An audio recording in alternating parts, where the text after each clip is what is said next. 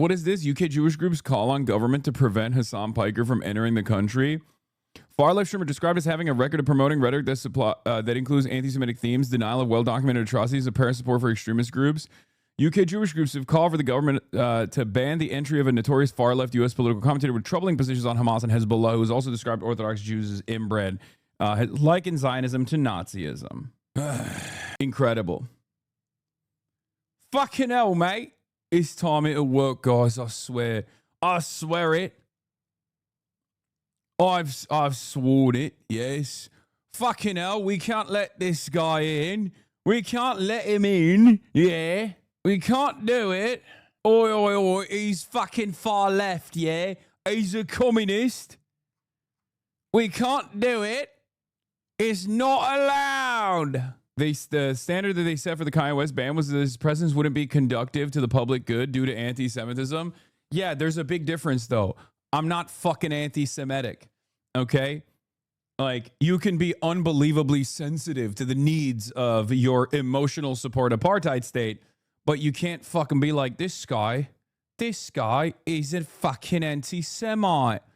He's far left, yeah? UK Jewish groups are calling on it. Let's fucking go. Hassan Piker. UK Jewish groups have called for the government to ban the entry of a notorious far-left U.S. political commentator with troubling positions on Hamas and Hezbollah, who has also described Orthodox Jews as inbred and has likened Zionism to Nazism.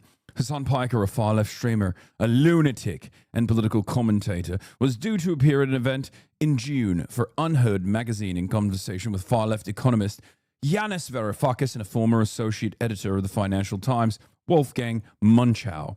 The magazine described this as a special live recording for the Iconoclast podcast in which Varoufakis and Munchau would challenge Piker on what the ascendancy of the online left means for America and the world. Piker, who has millions of followers across different social media platforms, has a long track record of highly incendiary comments. He described the allegations of extreme sexual violence carried out against Israelis on October 7th as rape fantasies, subsequently going on to say it doesn't matter if the rapes fucking happened on October 7th. Like, that doesn't change the dynamic for me. The Palestinian resistance is not perfect. He has described how, in his opinion, Hamas is 1,000 times better than Israel, describing it as a militant resistance comprised of orphan soldiers born into a 77-year occupation. And he said that he is a lesser evil voter, and therefore I would vote for Hamas over Israel every single time. The ADL, America's most prominent organization combating anti-Semitism, has described how Piker's record for support for designated terrorist organizations and derogatory rhetoric about the Jews represents a dangerous pattern that his millions of followers are exposed to regularly. His growing involvement in electoral politics and mainstream media amplifies these messages far beyond fringe spaces. Piker has also described how he does not have a single issue with Hezbollah as a form of militancy trying to incur penalties on the genocidal state of Israel. He has also described Hezbollah's flag as his favorite. Look it up. I'm not even kidding. It's actually a dope flag. It's got an AK on it and a fucking hand holding it up.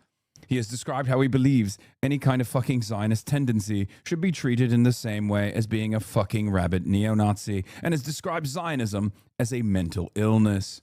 No notes so far. Okay. Why are you still going? Hezbollah! No notes. Bionicle commercial vote.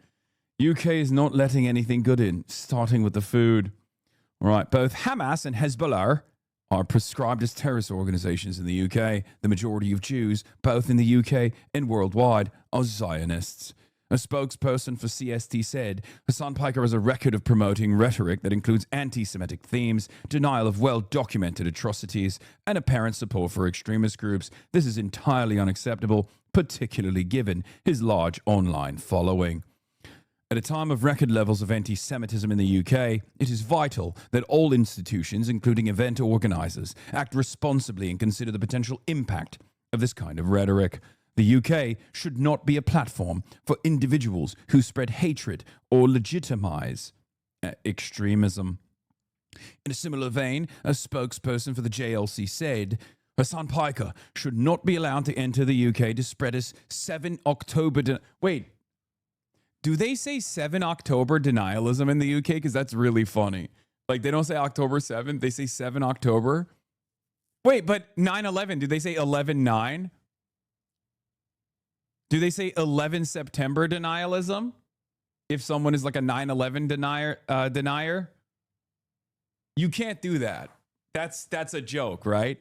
Is that what people say? Do they not say, like, when you say 9/11? Like, for example, in the UK, they don't even use my quote about America deserved 9/11. Fuck it, I'm saying it because they're like, it doesn't make sense. That's a hack bit, bro. No, it's not a bit. I'm literally just observing something where, like, they're like, there's nothing particular about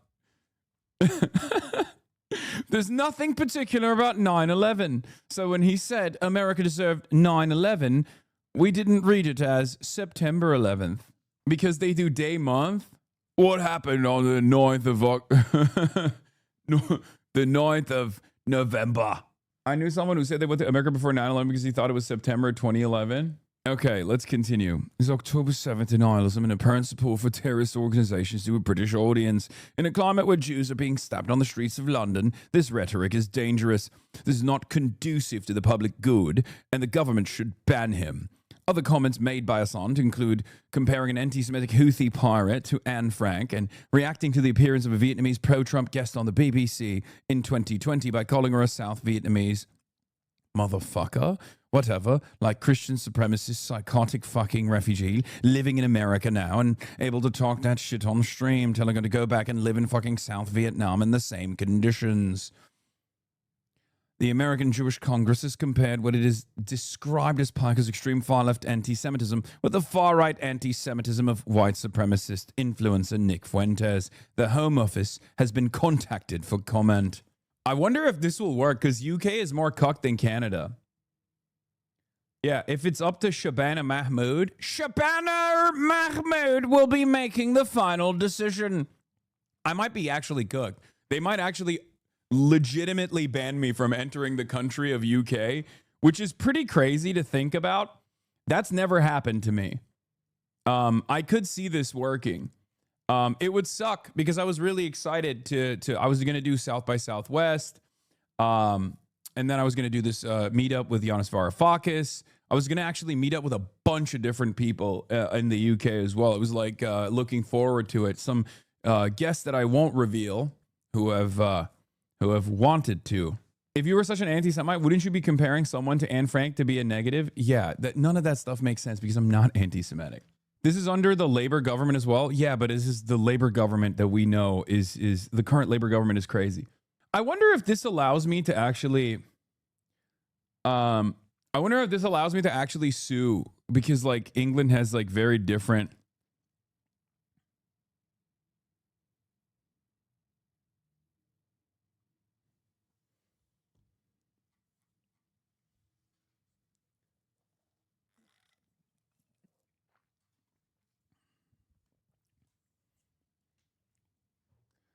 I wouldn't be surprised because they banned a bunch of racists coming in for tomorrow's Tommy Robinson march. Yeah, except I'm not a fucking racist. So there's no like a little bit of column A, a little bit of column B shit here. You can't just be like, hey, we banned a bunch of like white nationalist, like racists from entering the country. So now we can ban someone who is an anti-racist. Okay? It doesn't swing that way. Sue the king! The king must allow me egress. You must allow me entry into the country. I am an American envoy coming from the United States of America. Pull up in a boat. Yeah, we've banned Tyler the Creator over his lyrics, bro. Is fucked here. Send the nukes now. Guys. It doesn't work that way, okay? Like, there are distinctions people make. I'm not Kanye West. They're talking about a guy who is literally firmly a part of the American political system, okay? Like, sure, on the one hand, I'm a fucking Twitch streamer, right? But also on the other hand, I'm a Twitch streamer that is, working within one of the two major parties. So I think that gives a lot of that gives a tremendous protection over, you know, this kind of ridiculousness. Like, you're talking about a guy who's like getting fucking favorable coverage in the New York Times. I've written an op-ed in the New York Times. You know what I mean? It's like there's a degree of legitimacy that is afforded in that situation that causes people to not be so aggressive in making initiatives like this, because this will backfire on them, right? So, like the UK banning Kanye West, sure, Kanye West is unbelievably famous, but it's also, I mean, he's an unambiguous neo-Nazi, right? Like, he has said openly neo-Nazi things. It takes a lot. It takes a lot for a country to decide to ban someone like this. I do think it will backfire. I feel like the Australian government will not let you enter. I mean, it'd be crazy. They would be setting up a very interesting precedent for me to not like enter many Western countries. If England bans me, then there's more legitimacy for Canada to try to do the same. Like the same groups in Canada to try and do the same. There's more legitimacy for Germany, certainly Australia, which I also plan to visit at some point. It would be a precedent-setting moment. Just change your name and wear a heat. Does the truth matter? If a bunch of Jewish orgs say you're anti-Semitic, then the government just listen to them. Shabana will rubber stamp the request. Yeah, we should fight back against this for sure. I mean, we should make a big fuss about this. Hopefully, we can muster up the forces to get some people involved ahead of time. I'll work on it. But these guys are very responsive at the end of the day to inviting any kind of controversy. It's a totally ridiculous thing if they were to do that. So who knows?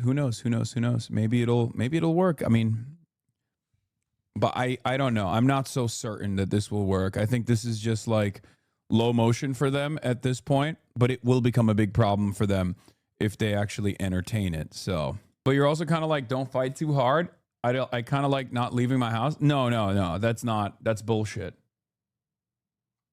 That's bullshit. Dude, stop sending me I visited the best city in North America, Montreal, by Not Just Bikes, a 51-minute video from the 22nd of December, 2023 that has 2 million views, okay? Do you think this is the appropriate time and place for me to watch a video from Not Just Bikes? I love Not Just Bikes, right? But do you find this to be the appropriate time to be like, hey, I know you're currently talking. About this thing that's like this thing that's like pretty ridiculous, could become a major controversy.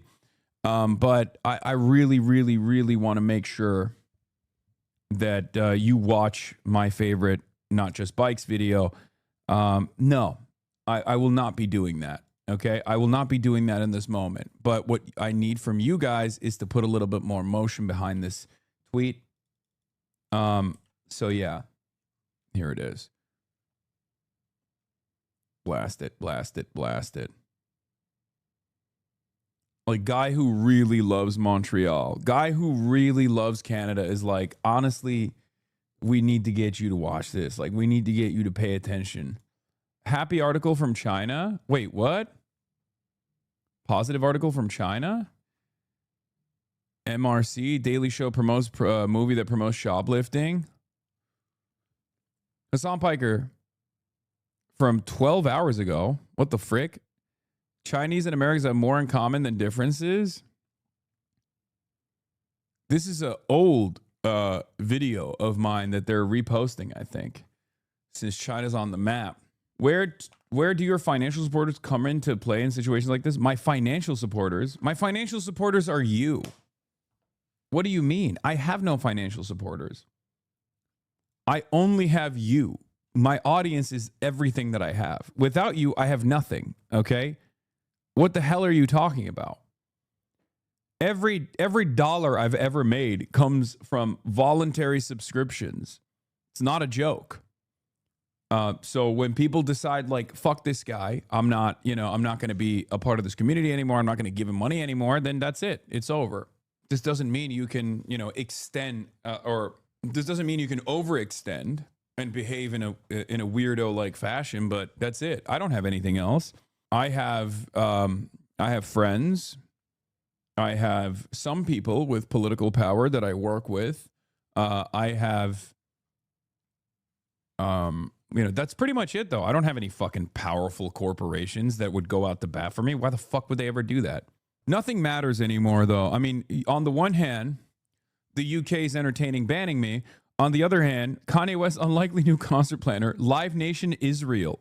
I guess the only company that the only corporate sponsor I've had in the last couple of years is like Ubisoft. That's it. And they're Canadian. So you're part of the reason why I became an organized communist in the Communist Party of Norway. Thank you. Of course. Thank you, chatter.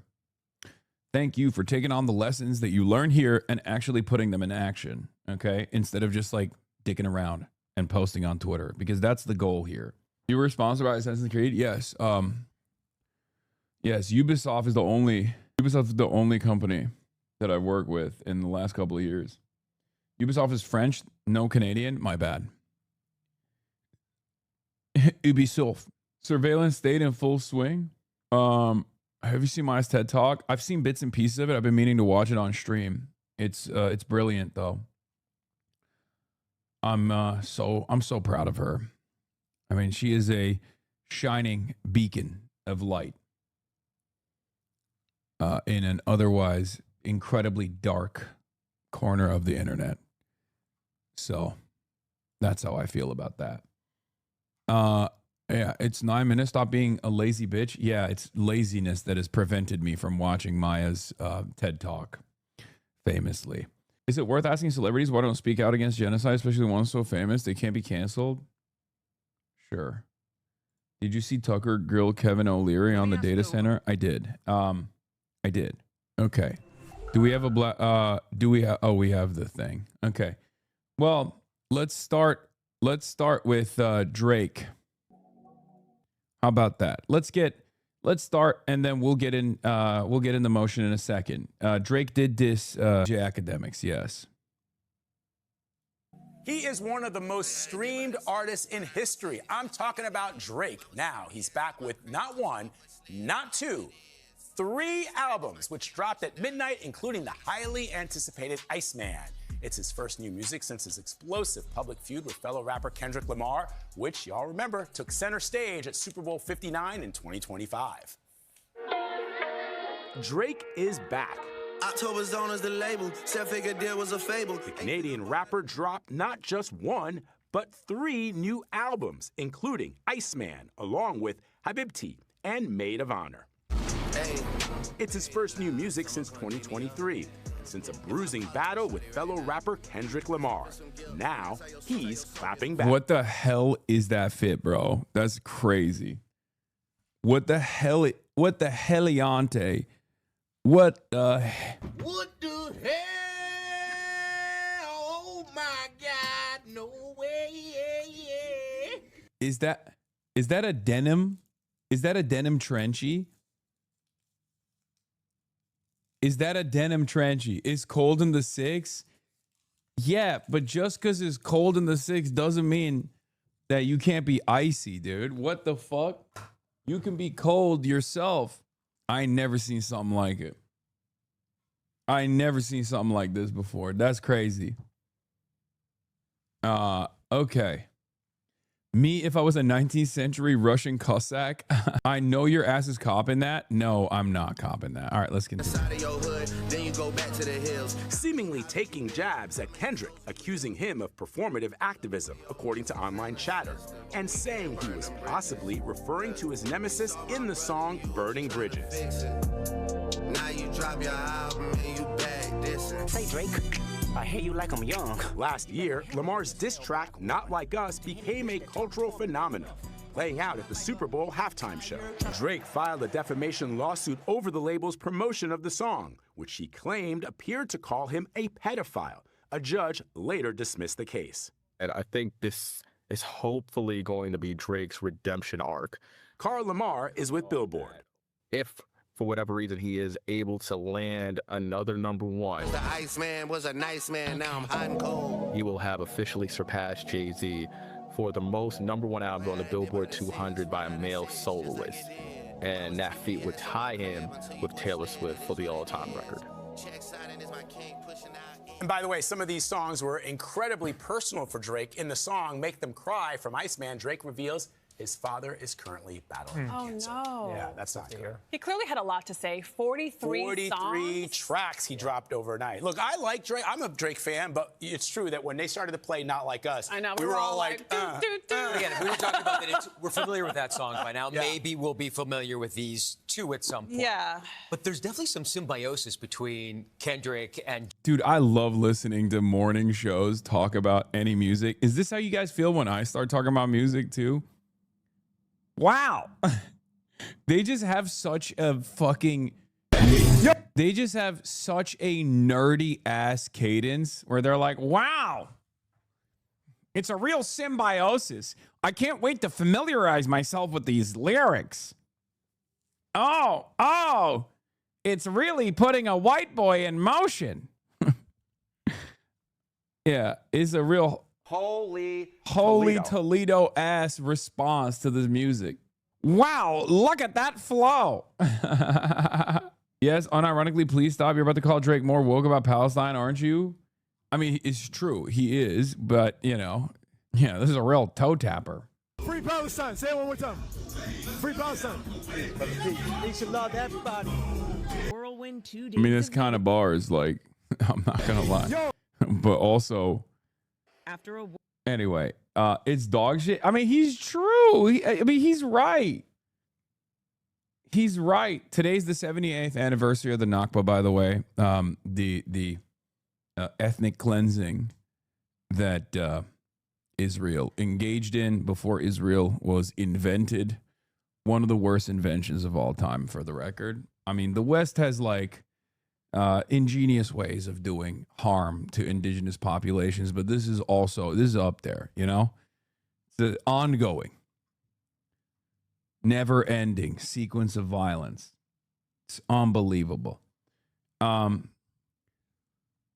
yeah, Chris Robb says, today we recognize the Nakba never ended.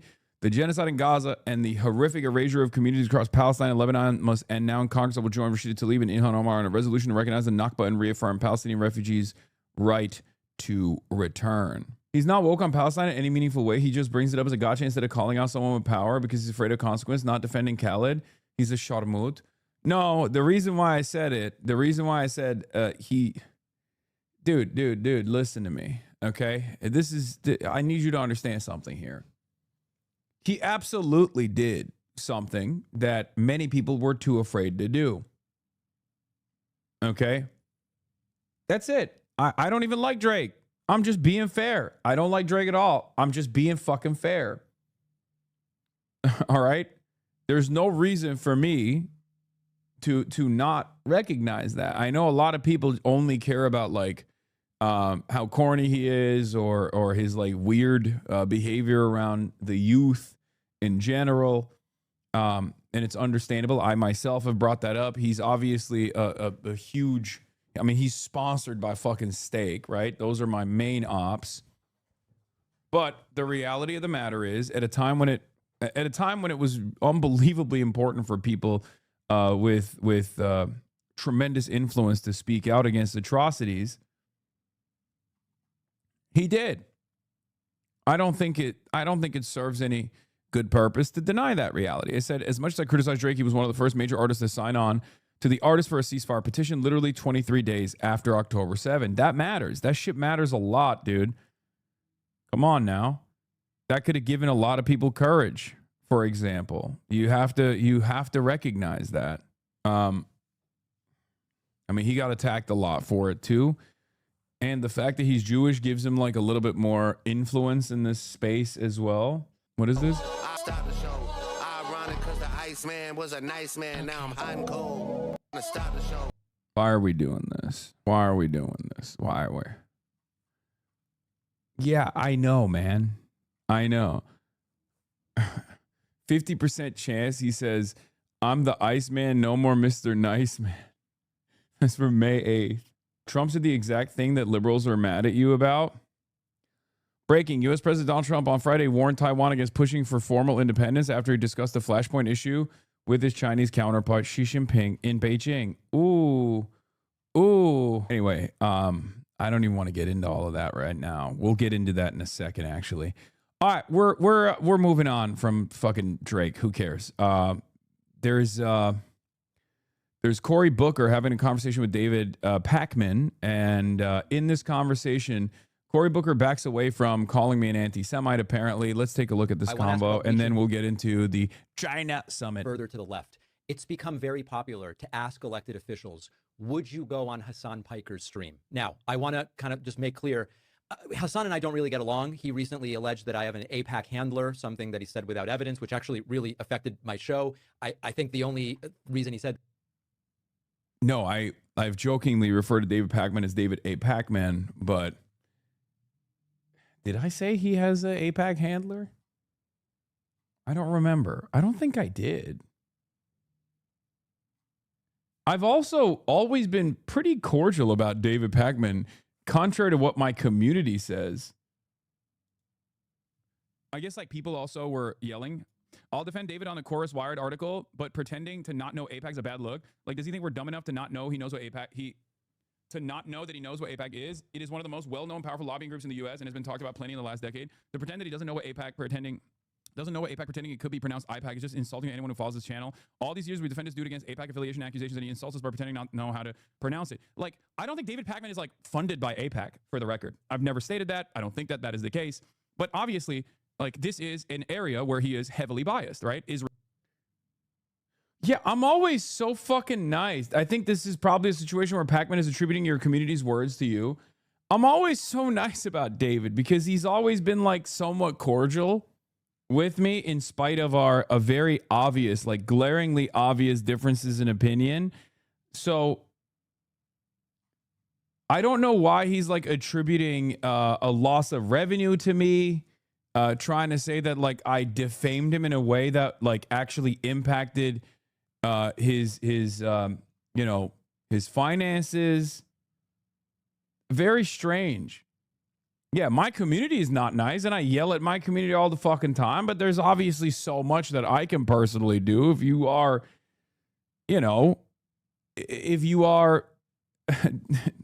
in defense of Israel, or at least like awfully quiet about the atrocities of Israel, then yeah, people are going to make up their own minds, right? Israel is an area where he is heavily biased. That bias both stems from his own personal opinions about the state of Israel, but it also stems from his personal opinions when it comes to American foreign policy. Like David, regardless of his socially progressive attitude, for years and years, has had a lot of differences of opinion from someone like myself when it comes to American foreign policy. And he lands on the side that almost always is on the side of the United States, that rehashes and repeats whatever the State Department line is on a particular matter. Okay, so there's multiple reasons. He responds and says, guys, give me a break. I'm not pretending to not know what AIPAC is. I'm just unsure on the pronunciation. It's the same as how I get mixed up with the first O in sorrow is pronounced, or how the first A in Lara is pronounced. I mean, I don't know about all that. I think that's, it just like, it feels as though he was just saying that to be like, I don't know, what is this AIPAC thing? And of course, there are a fuck ton of videos where he's saying AIPAC correctly. Like, I mean, that's... Thanks. Number one. Like, he is a lot more knowledgeable on this issue than he lets on, is what I mean. Of course he is. He's been doing this for 20 plus years, man. I guess, like, people also were yelling, I'll defend David on the Chorus Wired article, but... Yeah, so that's a little crazy, right? Like, it's pretty obvious I did not say he has an AIPAC handler or anything like that. I don't know. I mean, maybe have I joked about it? I can't even think of an instance where I've like made a joke that he could have taken seriously. Because like I said, I have a policy of like not being as disruptive to people who at least offer me some level of charity. I can't be out here fucking burning bridges nonstop left and right. I don't really have a lot. I don't really have a lot of allies. I've definitely joked about calling him David A. Pacman. His brother works for the ADL. No, I know that. I I'm aware of that. That's entirely different than claiming that someone has an APAC handler. As a matter of fact, if you look at the commentary there, you know, clearly, if you look at the actual fucking commentary, I'm saying like, no, this is his own personal biases. I think it's not, you know, he's not getting paid for this opinion or something like that. That is, I'm Jewish. I've never had an APAC handler or taken $1 from APAC or anything like that. But I recognize that he has a huge audience that is further to the left of where you are and where I am. Reaching to the middle, I understand. Is there value in trying to reach that young, further to the left, anti-capitalist audience that he has built for better or worse? A leader should reach out to everyone. Oh. The libs are trotting out their entire panoply of tactics. Yeah. I sit down with people in New Jersey from all... Bro, stop trying to make friends with people who don't fuck with you. Guys, I'm sorry. Okay? I'm going to keep doing what I'm doing. Okay? It's just, maybe this is going to make you really upset, but I think a lot of people genuinely consider being the most antisocial person possible as the peak of like moral activism. No, I have to literally maintain a neutral posture against those who I oppose. Okay, that's it. You're never going to convince me not to do this because you don't see the success of not burning fucking bridges, because you consider burning bridges and not being diplomatic with other communities, with other massive communities, as like the peak of activism. And it's very frustrating. If I listened to you dumb fucks in my chat, I would have never been able to sit in front of massive liberal audiences like the Podjons and you know, spend 45 minutes defending the humanity of Palestinians and why they resist militarily. Okay? You don't think about that though. You only see the successes and you take it for fucking granted. You don't understand that obviously requires a delicate touch. The idea that people can change their minds is important to me, okay? And I will continue behaving in this pragmatic manner. Like, look. So what? Songo fucking hang out with the Nelk boys in Israel then. See, this is what I mean, okay? It's interesting because that's not a thing. Clearly, I still have some red lines, don't you think? And that's not what I've done, okay? That's not what I've done at all. You're being unbelievably annoying this past week, man. Take a fucking week off. Seriously. Nasty Chasty, you have been so fucking unbearable this past week. You really need a couple claps, okay? Jesus Christ.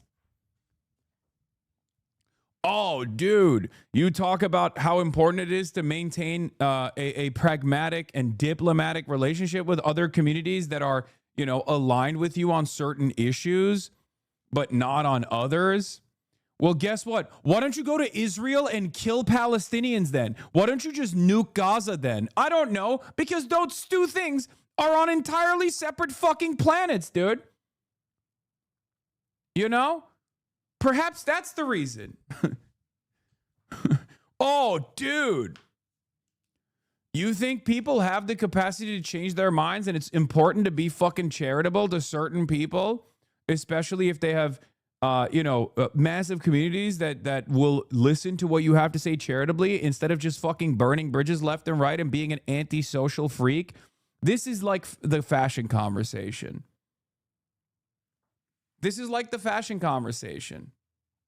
Okay? It's the same principle.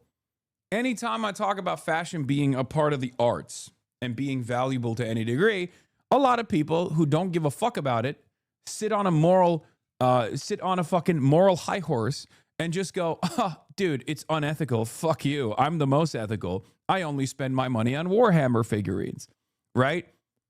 And it's because you don't fuck with it. That's it. That's why you're doing the same exact thing here where you're like, well, this is a pragmatic alliance that you think is appropriate. I don't. Okay. Well, why are we having a conversation about Marjorie Taylor Greene being a part of the coalition then? Tucker Carlson. It's always the same dumb fucks. It's like, bro, attack the Podjons. but also at the same time align with Tucker Carlson. Well, fuck no. I'm doing the opposite, okay? I would much rather align with the Podjons and also be unbelievably critical about Tucker Carlson. Anyway, my point is not to like be fucking best friends with David Pakman either, but you guys don't have a way to understand it. I'm sorry, Samba, you deserve it. I tweeted to him 900 times that you said he had a handler. There's a very valid reason for this. I've been telling you to go back to gaming for months now and dropping Pragmata, right?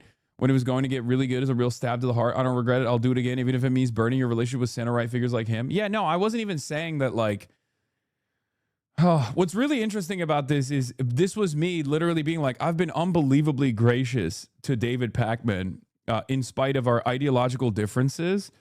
And he's still fucking, saying ridiculous shit about me on his show to Cory Booker, who has, compared me to unfavorable far-right figures, right?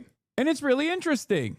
But of course, the real conversation has to turn into how I'm too nice to David Pakman because I'm not demanding he go to prison or something. You just want to see blood. You don't think about stuff like pragmatically. You're too passive and other people are fans of yours. See that? You're creating a permission structure that puts others in harm.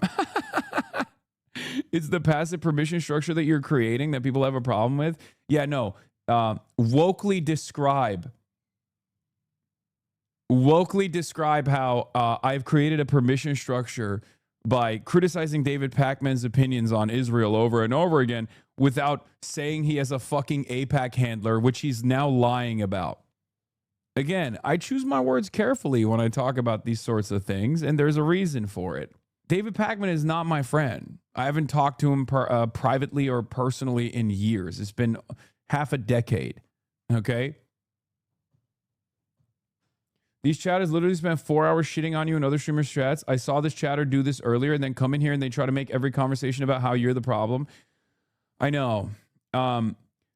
You're never going to get a perfect figure. You're always going to fall out of love with every single person that you ordain as the movement leader. And then for the rest of your lives, you're going to say, oh man, this is a real problem with the left. Why can't we have any fucking movement leaders? I don't know, brother, because you got the knives out every time. You can agree with me on 9 out of 10 issues, okay? But on the 10th one, where we have like a slight disagreement in tactics, and you go, you should be killed. You should literally go to jail. You should be the most jailed person in America. I now agree with the Republicans on this. Okay? I now agree with the Republican Party on this. Maybe you should be deported and denaturalized. Charitability. Have a little bit of charitability, especially for someone whose community you've been a part of for like fucking years and years and years. Jesus Christ. All across the political and ideological spectrum, especially looking to sit down with people that I don't agree with. They've made me a better senator. They've made me a better leader. They've made me a better public servant. So I appreciate the way you approach this question, because I remember getting ticked off when I was running for president, and we actually banded together and all said, enough of these, like raise your hand if you believe da-da-da-da-da, which was just lightning bolt questions with no nuance and no discussion. I am seeing the crisis we're in because, again, in the Central Ward of Newark, New Jersey, there is so much frustration with politics as usual. We need a revolution like we had in the time of the New Deal, a revolution like we had in the time of LBJ in the 1960s. Every time we have a generational movement. And this is a time where enough of the baby boomer generation that has given us so much, but I don't think we should have, this should be the last baby boomer head of the Senate. I guess my point, by the way, is that like what I want from at least my community is a little bit more fucking grace and a little bit more charitability, especially when I'm fucking eating it, man. I don't want to duke it out in here with you guys too, especially with long-term community members. Like, do you not see what's going on? Do you have no care or consideration for what's happening beyond your immediate needs and your immediate worldview? Do you not see some very powerful forces uniting to try to deplatform me? We just went through a fucking article where there's like Jewish advocacy organizations trying to bar my entry into the UK, man. Like, how do you look at all of that and say, you know what? this is the moment where I lean into these forces and try to fucking hit them from the left flank as well. I feel like I've done enough work in this space for you to have a little bit of charitability with what I'm doing, right? You know? I don't know.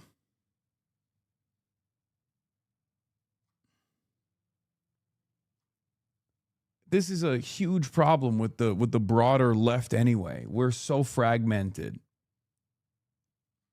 We're so unbelievably fragmented, and we just like sit around and we think, why are we so fragmented? This is why. This is a big part of it. People don't think about like movement building or organizing with people that you don't fucking agree with 99% of the time. You just go, nah, fuck this guy. And you can literally be a fan for years and years, right? You can be a fan for years and years, and you'll be like, I didn't like the way you conducted yourself here, and I actually don't care about why you did the thing that you did. I've now decided you're my enemy. You're my ideological opponent. This is how people find themselves in like weirdly, tinier, fragmented splinter groups and communities that spend every fucking waking moment, instead of attacking the forces of capital, instead of attacking much more powerful entities in this country that are cancerous to both discourse and cancerous to the democratic process, but instead attacking people like myself. It's opportunists. I care about other people around us. No, you're gonna fucking wokely do the same thing, okay? Look, and then now you're saying it's because DSA, this is why DSA, I care about other people around us, including the most marginalized, and it's not just Pac-Man. If people have done harm, they have to apologize and prove that they've changed. This is like, what are you, what are you referencing? You're making vague generalizations right now, okay? You're making vague fucking generalizations. This is why, like, DSA and other left spaces are incredibly white. The attitude make people not want to join. Okay, man. I don't know. I don't know how to answer your vague, generalized statements that I largely agree with. Yes, if people are doing fucking harm to black and brown people, they should apologize for it if they've actually, learned and changed and rehabilitated. You're just being fucking disingenuous when you bring this up, because the implication here is that I'm doing that. The implication here is that I'm playing a role in this, okay? And then you tie it to like this generalized attitude that the broader Democratic Socialists of America movement is actually not responsive to the needs of black and brown people. And now you have become a spoiler. Now you've become a wrecker. Okay? Like, where are we at here? Do you have your own movement? Okay, build your own then, you know? Like, do you think this is an appropriate read on the current predicament? The overwhelming majority of DSA-affiliated or DSA-endorsed congresspersons in the Democratic Party are black and brown, dude. Like, you could barely find a white guy in that movement. And you're over here talking about how, like, oh, these DSA hate the POC. DSA hate people of color. They hate the needs of people of color. How are you any different than these fucking, like, DNC-aligned K-Hive movement guys who spend a good deal of time, basically every waking moment, shitting on the left flank over and over again? You literally have become that person at that point. You understand that, right? Like, think about what you're saying. It's just disingenuous. And I think the reason why we're having this conversation is because I will be talking to Nithya Raman later today, and a lot of people are frustrated about this. They don't even know what questions I'm going to ask her. They have no idea what this conversation is going to look like, but they've already automatically decided, here he goes again. Classic Hassan. I'm a very privileged person, okay? And I try to use that privilege for good. This is a big part of what I do. Obviously, I also am on the receiving end of a fuck ton of Islamophobic sentiment as well. Clearly. Okay. But by and large, I'm a very privileged guy. Okay. And outside of that privilege, I have a worldview that I have described over and over again to you. That I lead with charity. Okay. I lead with charitability. I lead with the notion that people are always victim to broad systemic social forces. Unc, I generally agree with you on your takes. I do disagree with one aspect of what you said. I feel like this isn't a problem with the left, but more so a problem with chronically online spaces in general. That has nothing to do with their political alignment. People online tend to be inflammatory or irrational for some reason. Yes, you're absolutely correct. It is extremely online behavior. Meanwhile, this is, if you want to know the average online person, this is their attitude, by the way. It's so funny that people will be like, people that don't talk to a normal human being for most of their for throughout most of their day don't realize that, like, the broader online space, like, we are in an incredibly comfy zone here. It's actually unbelievable that there is this many woke people, this many educated people, this many invested people that lead by empathy, because this is usually the rest of the internet is like this. He's jester maxing. Stop jester maxing. Why are you jester maxing now? Gay Mario, LGBT Mario, based. Stop jester maxing. Brown clown. You're a brown clown, bruh. You looking rough. LGBT Mario yapping about nothing. Muttman, brown clown. I don't even know what Muttman means, but I assume it's some fucking racialized thing. Jester maxing mongrel. You looking rough, bruh. Muttman. That's usually the average person on the internet, and I hope you guys understand that that's the space that we occupy. That's the space that we're in. Okay, we're in a fucking hug box. All right? Most of these people are obviously 12 years old anyway, but that's just the average person doesn't have any care or consideration for any of these things, okay? The last baby boomer president, a new generation is rising in America that needs to have a powerful, revolutionary set of ideals to redeem the American dream. That's what I'm fighting for. It behooves me to listen to people that I disagree with, because can make me better, can make my arguments sharper, or, as I've seen in my 25 years in politics, actually help me evolve as a leader to have better ideas. So on the specifics of getting in front of that Hassan audience, valuable, not so much? I think if you are saying, and I've said this to my team, you remember, I went in and took a job this year to help my caucus, who the average age is, I think it used to be 70 something, in the Senate as a whole, to say we're doing a terrible job communicating to young people. In fact, I think that one of the reasons why Donald Trump won is because he was getting on Discord and Twitch and mixed martial arts podcasts and platforms, talking to young men. And we weren't even, our presidential team was not even on those platforms at all. They had a complete echo chamber with just their views. I got my team to get more on TikTok when other people did not realize that younger voters, that's how they get most of their news.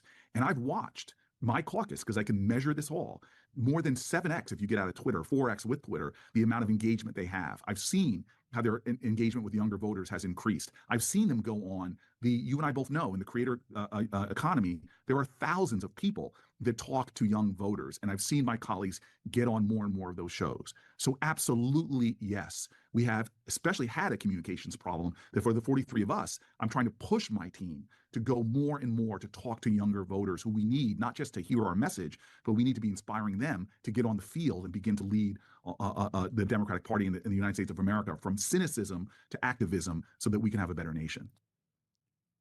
Without malice, Booker never answered the question. Yeah, he is. He's such a politician. He's so good at that.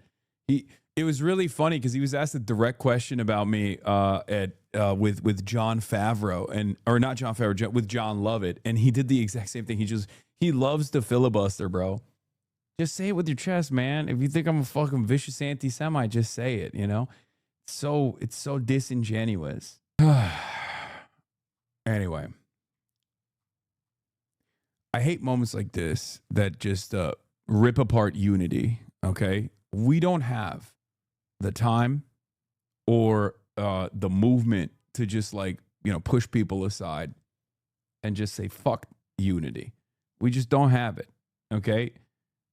We're staring at a fascist country right now that is actively trying to take away people's civil liberties, taking away the voting power that black people have in the South with their redistricting efforts. And we're over here being like, oh man, I don't like that you're being, I don't like that in the past you were charitable to certain people, and they fucked you over and over again. I think you should be way more mean.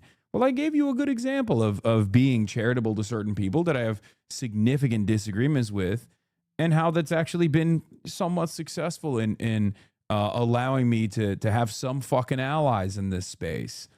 You know, I have to have allies in this space. I'm sorry, guys. This community is constantly growing and constantly getting smaller as well. There are, a lot of people who check out. So we have to fucking filter in new people in the process. And if I had your attitude, if I was constantly trying to shank people left and fucking right, especially in the independent media sphere, then yeah, this community would become a much more marginal, a much tinier one, okay? Now, obviously, this doesn't mean we should be aligning with fucking like neo-Nazis or some shit. I make that calculation on my own. And I just am basically telling you, you have to trust me on this sometimes. Do you understand? I do this because I understand the urgency. Okay? Anyway, purity politics is toxic. It's unbelievably toxic. And it's really funny because everyone also, you know what's funny? Everyone also hates it. Even people who are its most vociferous defenders, they are the people who hate it as well. They just do it to other groups. Everyone does it to a certain degree. I mean, certainly you could say I'm doing it when I say, yeah, I don't want to fucking align with neo-Nazis on the issue of Israel, right? You could be like, oh, that's purity politics, right? At the end of the day, they're against Israel. Well, the reason for why is because I don't think they actually are against Israel. They want to do Israel here in the United States of America, and they're not actually against Israel. They're just using the issue of Israel to foment anti-Semitism, and some people fucking fall for it, right? A lot of pockets in this community are becoming more and more insular, and we're creating mini echo chambers that go out to other streams and splinter discourse, etc. I try to act like their view is the overarching community views. We must always keep in mind what Hassan's goals for his own community are. Yeah. Some of this stuff comes from being in this space for a long enough time, by the way. That's the other thing. Some people come in, they're new, they develop their worldview. It has a lot of edge to it. It's the zealotry of a recent convert, okay? And then they quickly move. They're like, nope, I have these opinions. Now I think every single person that doesn't subscribe to my worldview 100% are my enemy, and I'm actually going to spend a good deal of time attacking this community that I was a part of that actually played a formative role in my understanding of the world, If you spend a good deal of time being on the left, organizing, sharing space with others who you might not fully agree with, slowly but surely, after the successes and the failures that you experience side by side, you start being a little bit more understanding.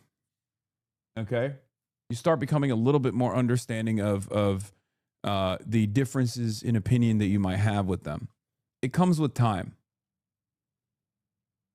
That's why I don't speak a good deal about those to my left who disagree with my worldview or think they disagree with my ultimate goals. I can't stand when people actually make assumptions about what motivates me, what guides me, when they think that there is some ulterior motive to my actions when I'm unbelievably forthcoming about them, right? But yeah, there's going to be instances where we're not in full agreement with people. What do you think about the deprogram guys? I love them. Love those guys. I think the most basic concept here is, you catch more flies with honey than vinegar, right? I don't know. I think that's the statement, right? Set to it, run. Thank you for the 10 gifted subs.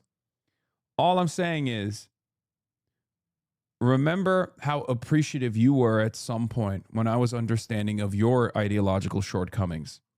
Okay? Remember that. There will always be an area where you or myself will have ideological shortcomings, blind spots born out of privilege, the privilege of even being a first worlder, right? The privilege of living and growing up in the imperial core. That's an unbelievable privilege that you have. over billions of people on this fucking planet that don't have that same fortune. They weren't born here. So there's a lot of blind spots that come along with that, and you got to work at it. You got to chip away at it. Okay?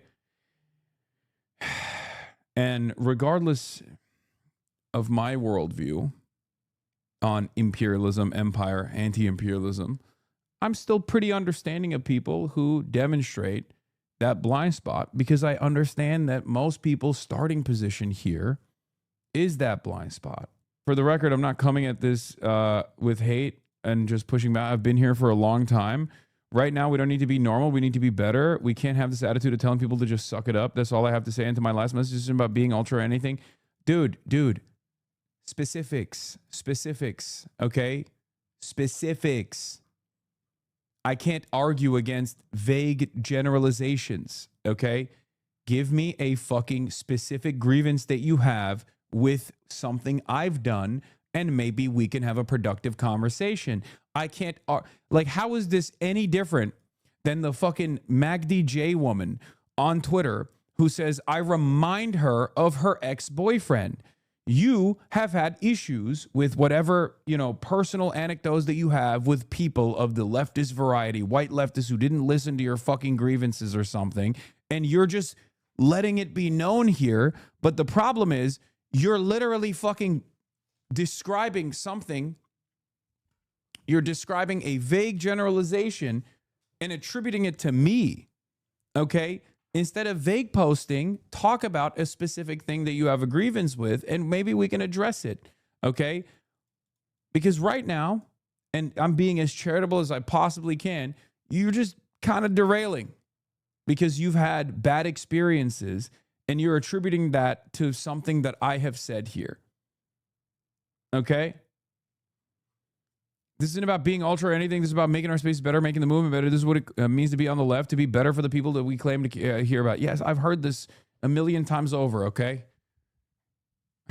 I know. Anyway, stop yelling at Couscous either, because I know whenever I bring a chatter up in here, everybody starts fucking piling on, and that is also ironically against what I'm trying to do, okay? Remember when I told everyone else in here as well that we got to be charitable to people, okay? Everyone has their own specific grievances. We got to be low cortisol. Anyway, let's continue, and let's get to China maxing now. Whirlwind 2 days of meetings, President Trump departing China with great fanfare. The Chinese rolling out the red carpet until the very end. Before leaving, Trump touting his close relationship with Chinese President Xi. He's a man I respect greatly. Become really a friend. The president and Xi touring the gardens inside the Communist Party headquarters.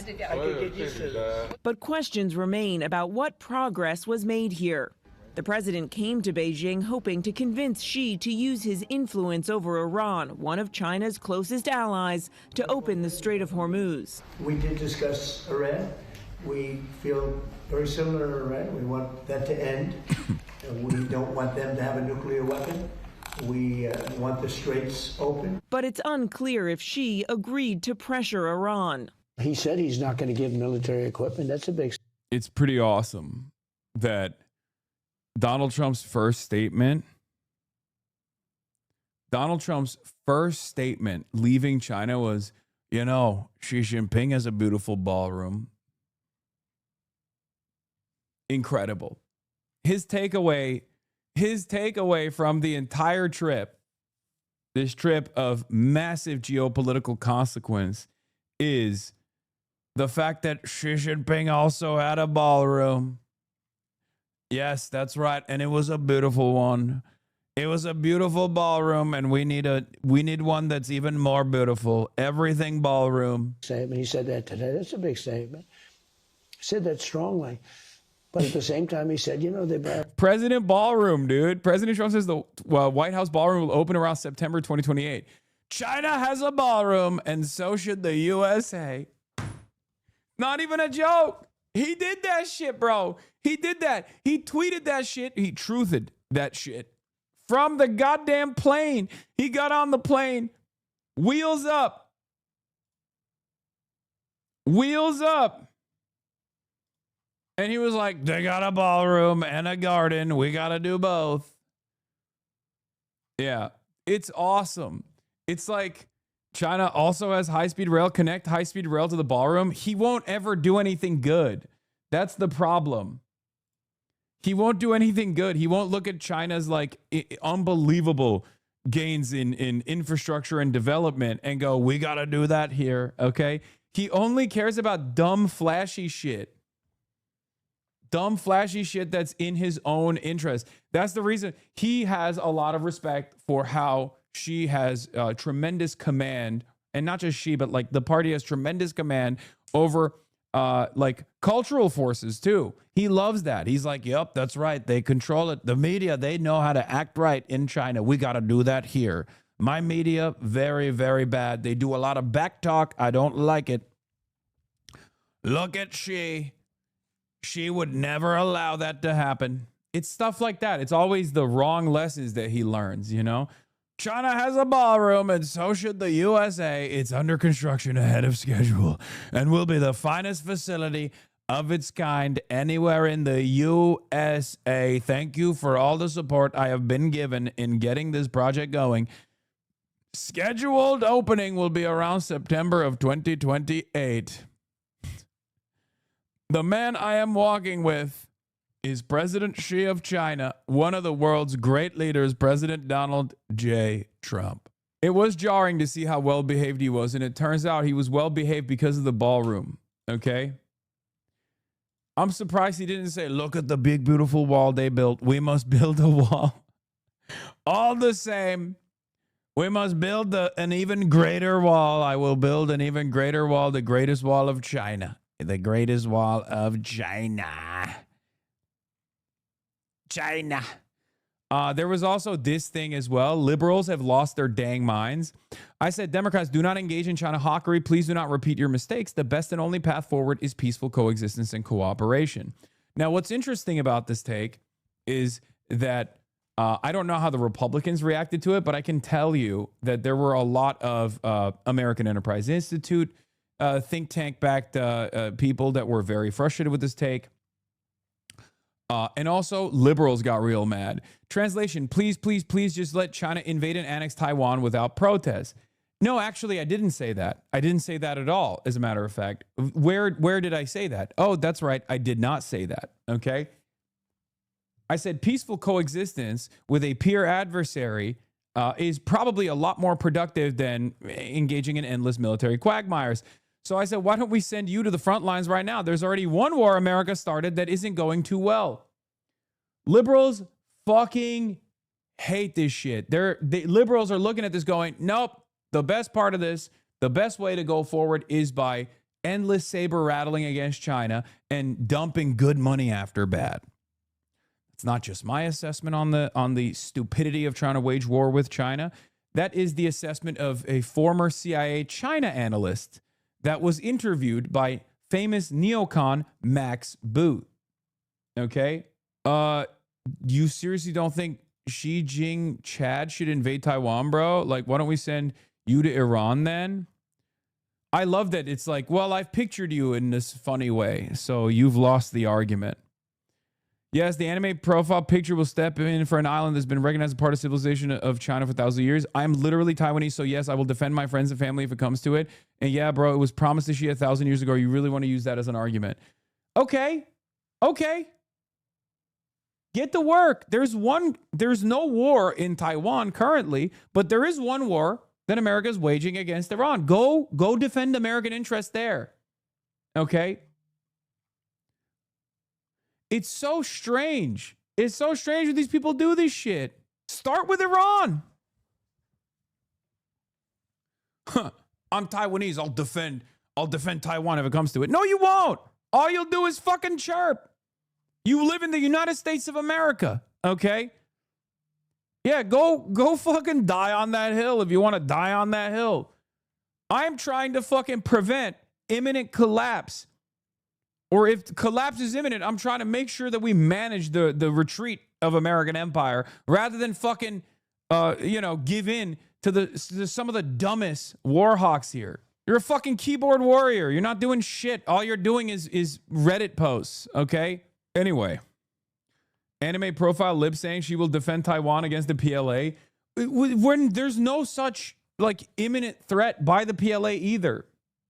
You don't think China would collapse from invading Taiwan? No, fuck no. What are you, stupid? Oh yeah, this is Trey still here. Of course I don't think that.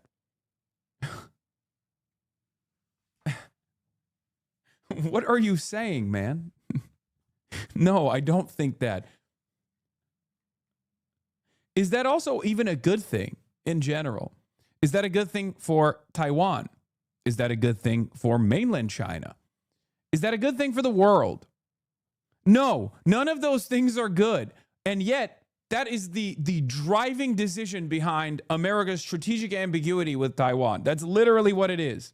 My man, please, we read the reports all the time, but if you are incapable of reading, please stop being, if you're illiterate and you are incapable of reading the words of, some of the top minds that are involved, that have dedicated their entire lives to analyzing the movements of China, the Chinese military capabilities and whatnot, who are saying this is a fucking dangerous idea. And America's first response to any sort of Chinese military incursion would be to literally retreat thousands of miles away, away from striking distance. Okay? Not to say that that's even a likelihood. I'm not even saying that's a likelihood. And he's not, the fucking CIA guy's not even saying that's a likelihood. They're simply saying that if that were to happen, which is not likely, but if that were to happen, we would just retreat. Xi Jinping has consistently said over and over again that they want peaceful reunification. That's what they want. Okay? It will happen, is what he said. Okay? It will happen no matter what. And yet people turn around and they're like, nah, you don't understand, bro. Any day now, they're going to fucking invade. Maybe they do. Maybe they do. But even in that unlikely scenario, America's investment in Taiwan has nothing to do with maintaining the autonomy of the Taiwanese, okay? Demanding sovereignty and dignity for Taiwanese existence. It has everything to do with trying to fuck up a peer adversary, That's it. And considering that we're currently engaged in one major military quagmire at the behest of our other, foreign ally, the most consequential foreign ally, Israel, and we are capable of seeing how badly that's turned out for not just America, but for the entire global energy markets. What makes you think we have the capability? This is a real, serious, sober conversation that we have to have. God damn. It's so stupid. We just can't have a sober conversation. I don't know how you think this would work out. It reminds me of, because this is reactionary, it reminds me of the way that Republicans look at abortion bans, right? Well, they'll be like, I want it because it's murder. I'm like, okay, that sounds terrifying. Can you walk me through the steps of how you would ban abortion? What that would look like? Okay. And when you walk through those steps, piece by piece, you realize this is a ridiculous position. How do you foresee this going? Let's say China's like, fuck it, we ball. We're going to go militarily invade Taiwan. What are the steps we're taking? Will this be good for the people of Taiwan? How will this be good for the people of Taiwan? Explain to me how we are waging war tens of thousands of miles away, and how this is going to be good for China, how it's going to be good for Taiwan, how it's going to be good for America. There is literally no winning condition here. Okay? There's none. It just doesn't make any fucking sense. We can't even fucking beat Iran. Iran is a middle power, a regional power. And through asymmetric warfare, a country that we have dominated economically is capable of holding us back, holding our forces back. And you're over here thinking, we have to wage war against China now. And I can't have a sincere conversation with you without you coming across, or without you claiming that I'm like fucking Adolf Hitler or some shit. It's ridiculous. What are we doing? And this is not the first time. Anytime I say, hey, let's give peace a chance, there's a million liberals on the internet who become unbelievably fucking reactionary. They do this with Ukraine as well, you know? Bro, what? We're talking full-scale warfare. They would, Law. Some. Do you really think most of the CIA think that way? You don't think China would collapse from invading Taiwan? They would, Law.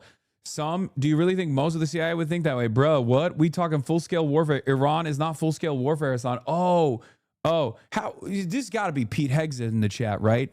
It's because our war fighters are not saying enough slurs, right? Like we haven't done full-scale warfare, big dog.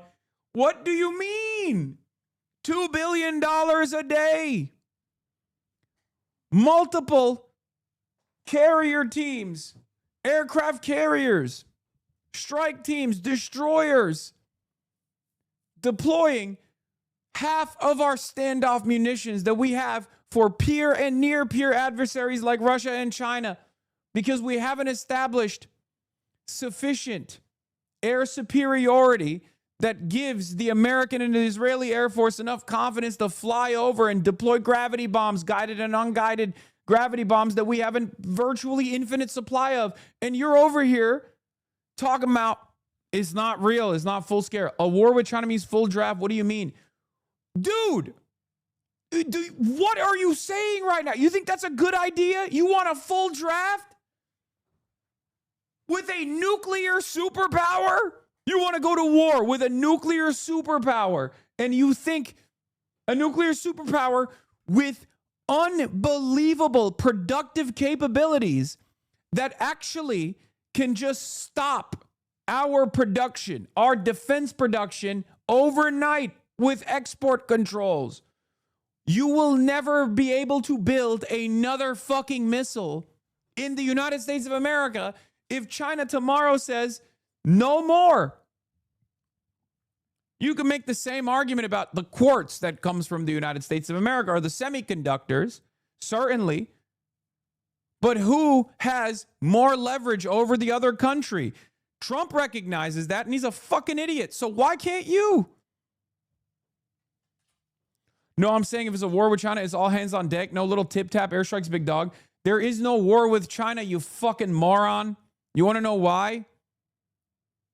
Because it's a nuclear-armed nation. It's a nuclear superpower.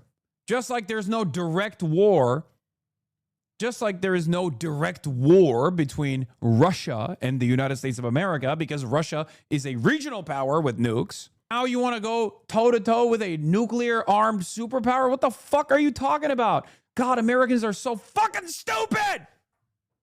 Stop being stupid! Please, I beg you. I beg of you.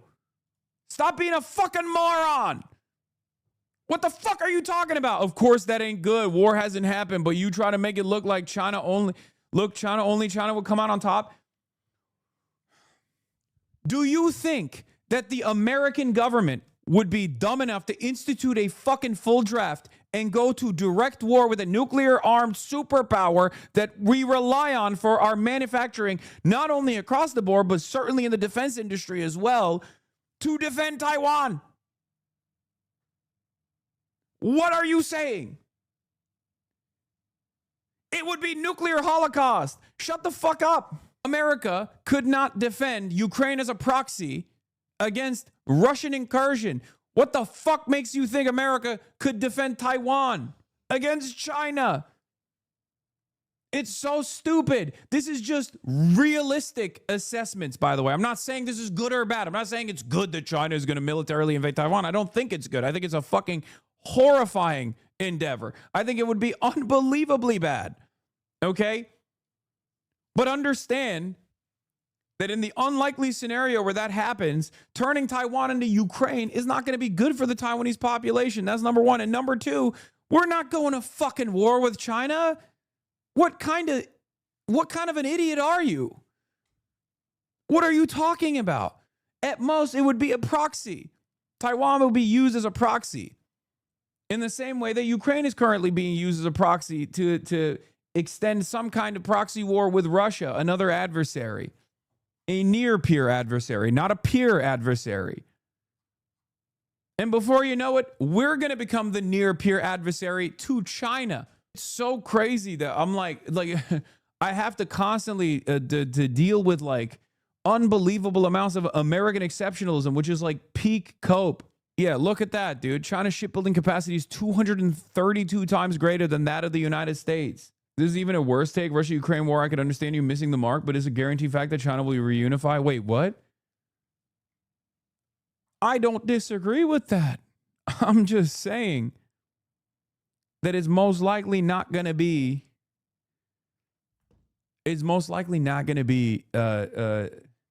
a military conquest.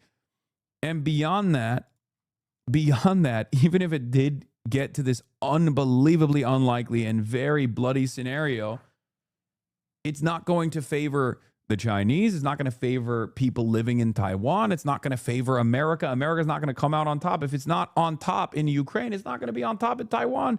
It can't even be on top in Iran, and America's directly waging war there. Directly. Ignore the fact that Europe and the US would cut off relations with China. I feel like you have pro-China bias, which is understandable, but they aren't this unbelievably powerful nation that nobody can stop. Dude, what are you talking about? This already happened. Chatter. What you're describing already happened. It happened with a much less powerful country, an energy provider nonetheless, but still a much less powerful country. The country known as Russia. It already happened with Russia. Okay? War would just crash the global economy, result in hundreds of thousands of deaths, and I don't think it's ever feasible to think about. I don't disagree with you. I've never understood the double standard when it comes to community support for Chinese militarism. No, it is not. There's not a support for Chinese militarism at all. What are we talking about? This is, once again, people refusing to comprehend analysis and assuming that analysis is endorsement. I'm not endorsing China militarily overtaking Taiwan at all. I'm not saying that at all. I'm saying it's devastating for the entire fucking globe. Saying there's Chinese militarism taking place here is also ridiculous because it is your assumption that they want to militarily take Taiwan. There is American militarism in Iran, and we've seen how that fucking played out. So now we have two examples. We obviously have the example of proxy wars against a near-peer adversary such as Russia, a regional power, right? With Europe cutting Russia off. And that hasn't stopped Russia from enforcing its illegal annexation initiatives on Ukrainian soil. Okay? Chatters are arguing with me when this is something that Marco Rubio, a fucking China war hawk, has also come to recognition have come to terms with. What are we arguing about? Why is it that fucking liberals constantly find themselves outflanking the goddamn Republicans at times, even when the Republican communiques on this issue are seemingly more realist than you? How is that possible? That's Marco Rubio! Marco Liu Biao coming back from China, Mr. Liu Biao, saying, yeah, China probably wants peaceful reunification. It'd be a real dangerous take if they were to engage Taiwan militarily. Yeah, that's not Marco Rubio. He's Marco Liu Biao now. Yeah, also, you know, this Chinese militarism needs to end, dude. Why is China existing so close to our military bases? Have you ever noticed how fucked up it is that this country exists so close to all of our fucking military bases, which we of course have a God-given right to put all around China? Obviously, that's normal. Military bases all around a foreign adversary is normal. Them feeling bad about that or feeling, worried about that, abnormal. It's fucking bullshit. The left can be so fucking annoying, but annoyance won't make me take the eyes off the goal of being mature enough. That is an adult feature people need to get with. Yeah. If you find yourself being outflanked by Marco Rubio, newly minted Chinese man, Marco Rubio, then you got to really reconsider your worldview. A lot of their oil there, and they'd like to keep doing that. Trump, who brought along with him over a dozen top American business leaders, also touting what he claims are, quote, fantastic trade deals, saying China will be buying American soybeans and 200 Boeing planes. But the Chinese have not confirmed these commitments. He said, I think it was a commitment. I mean, Holy shit. It's the same with Iran. What's going on? What's happening? There are countries all around the world that have a different way of seeing the world than we do. This obviously must not go on. What's going on? Countries like Iran happen to exist so close to our military bases. Well, everyone knows that our military bases are defending principled democracy, the principles of liberalism that our founding fathers fought long and hard for. What's going on? Why are these countries so close to our military bases? What do they want from us? What do they want to do to our military bases? What are these countries wearing? Should they be bombed now or should they be bombed tomorrow?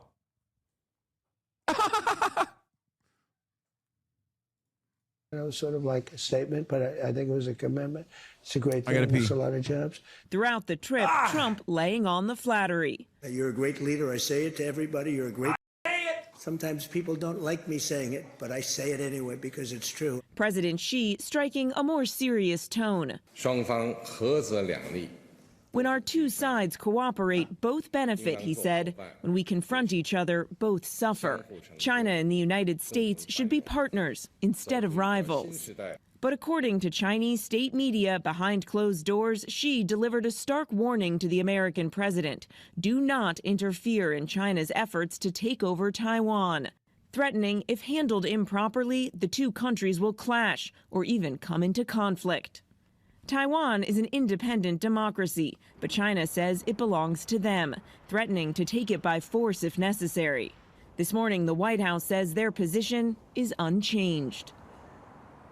Now, we do expect to see these two leaders together again soon. President Trump inviting President Xi to visit the White House at the end of September, and Xi is about to welcome another big visitor here to Beijing, Vladimir Putin.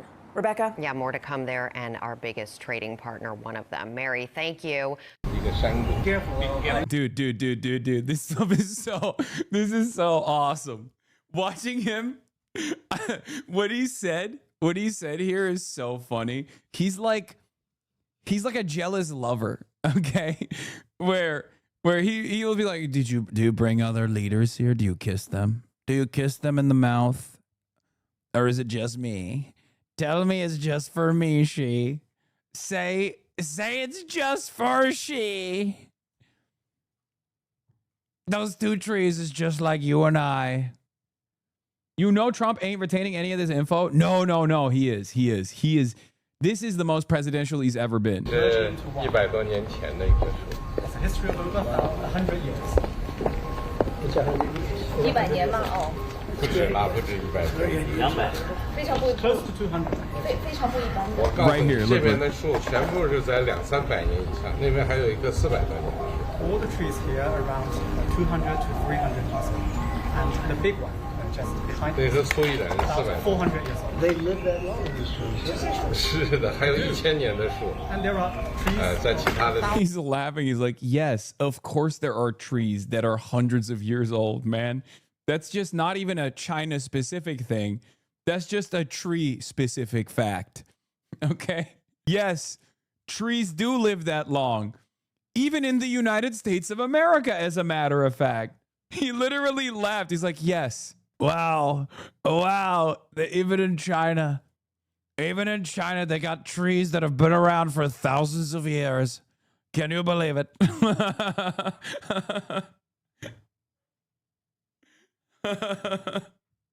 It's so funny. What a trip. Yeah, this is a big deal, by the way. Zhongnanhai is obviously where Chinese leadership works, right? This is where he lives, this is where he works.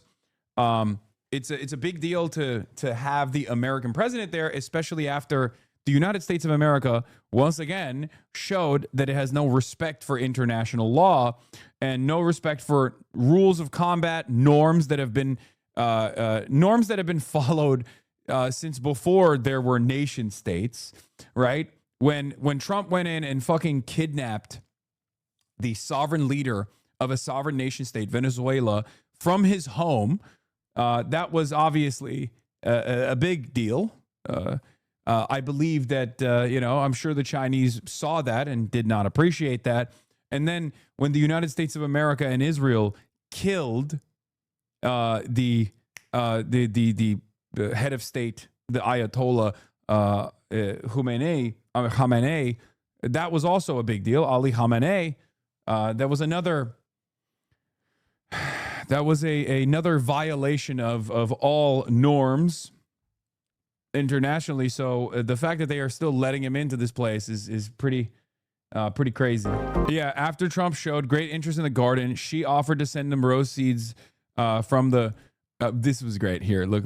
This is fucking awesome. It's genuinely hilarious how eager Trump is to feel like he's treated special by China. There's a Chinese saying, Peng Sha, literally kill with praise, and normally something you do to someone. Trump might be the first leader who actively requests it. Yeah, he literally asks the president, other prime ministers and presidents, does he bring them here? Can you tell me I'm special? Can you tell me I'm special? Yes. Ask the president, other from other countries, presidents and prime ministers, does he bring them? 很少。这个地方我们首先以前外事活动不代表，后来有外事活动以后极少。In the past, we never had.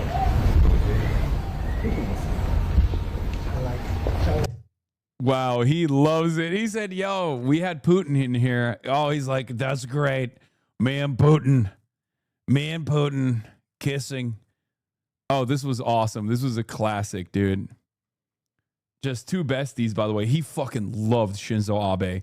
Okay. Rest in peace to the GOAT.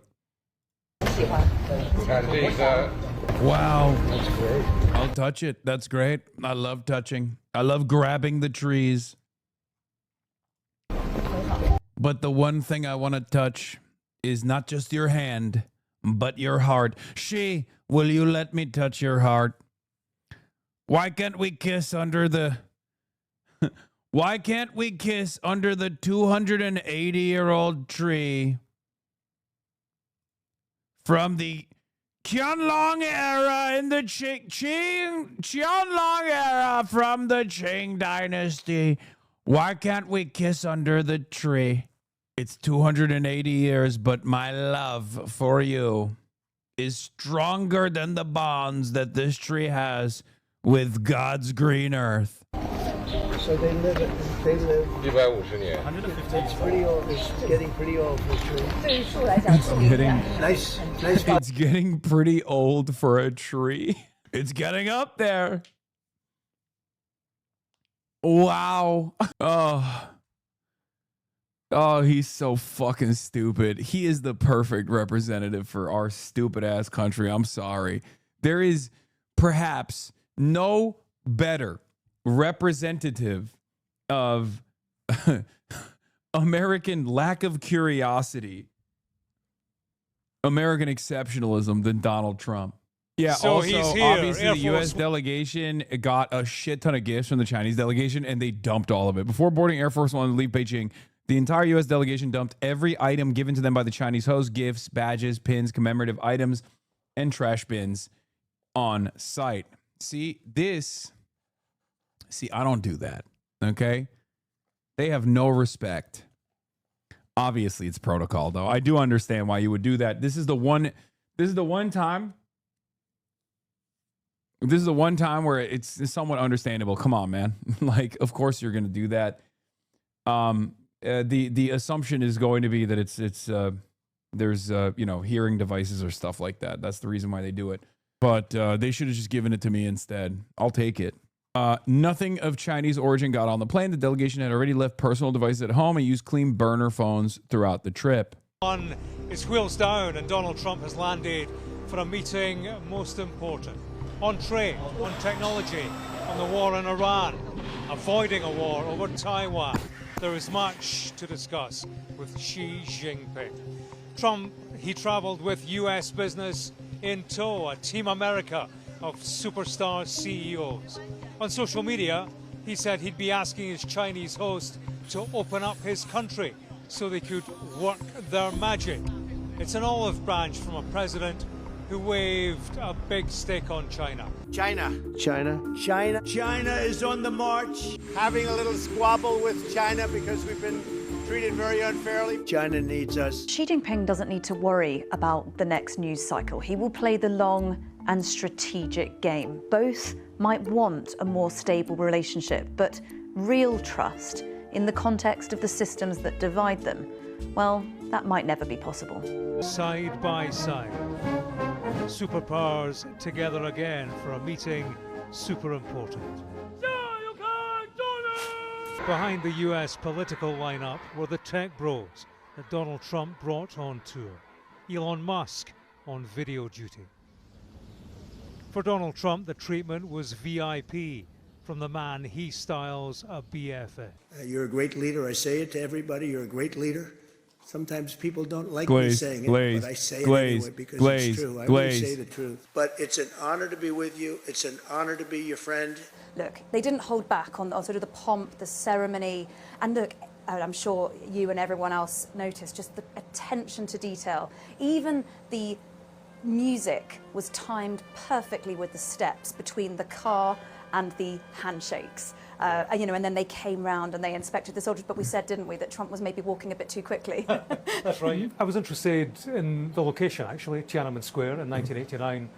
Do you think after visiting there, Trump was staring out the window of the plane melancholically? Absolutely. 100%. 100%. It's like, nobody understands me like she understands me. There was a massacre there, and Trump would have driven down the very street, Chang'an Avenue, the very one where Tank Man stood with his plastic bag. So a haunted history, but I suppose this is very much about the present. And I think that ceremony flattered Trump. I think the Chinese have watched and learned how to operate with the US president. He was full of flattery. We heard it there. You know, that liberal, lyrical hype, talking about the great relationship. I mean, for me, the body language, there was no hug, firm handshake, which I suppose was a reminder that this is a strictly business trip. You know, Xi Jinping is a difficult man to read. You know, I think on balance, he's pleased. I think he's on balance enjoying this, pleased to have him there. And I think that was reflected in some of the opening words as well. We should be partners, not rivals. We should help each other succeed and prosper together and find the right way for major countries to get along well with each other in the new era. The Xi-Trump show rolled on to Beijing's Temple of Heaven when news broke of the negotiations they'd left behind. A Chinese readout showed that Xi had talked Taiwan and had talked tough. Amidst questions over whether America would defend the island from Chinese attack, Beijing's readout of the meeting quoted Xi as saying, handled well, the two countries can maintain stability. If handled poorly, the two countries will collide or even clash, putting the entire US-China relationship in an extremely dangerous situation. It was pointed, threatening language, delivered face-to-face. It is a touchy subject, and it showed. How were your talks, sir? It's great. Did you talk about Taiwan, Great Mr. place. President? Incredible. China's beautiful. Did you talk about Taiwan, Mr. President? Son of a bitch. He's like, I love his face. Bro, I love his face at that moment. He's like, you fucking piece of shit. Oh, just fucking mogged. This is a mogged edit moment right there where it's fucking awesome. Here. Unbelievable aura loss in front of his new best friend. Unbelievable aura loss in front of the dear leader Xi Jinping. 我在北京，老天保佑金3年3千不远，老天教唆别管江湖。 I have so much respect for the American people, so when I say this, I'm specifically talking about this curly fry of a human. He is just not that into you. I don't believe it. I don't believe it. He's never taken anybody else to this garden. Just me and Pootie. Just me and Pootie. Two besties. Two besties. I love him and he loves me. Thank you. Thank you very much. Mr. President, did you talk about Taiwan? President Xi said there was a risk of conflict with the U.S. I think if she told Trump that Taiwan gets their electricity from China and said they were ungrateful for all our help, Trump would be all for the reunification. They treat me unfair. The EU treats me so unfairly. And guess what? She told me, he's my best friend. He told me that Taiwan has been treating mainland China very unfairly. Very unfairly.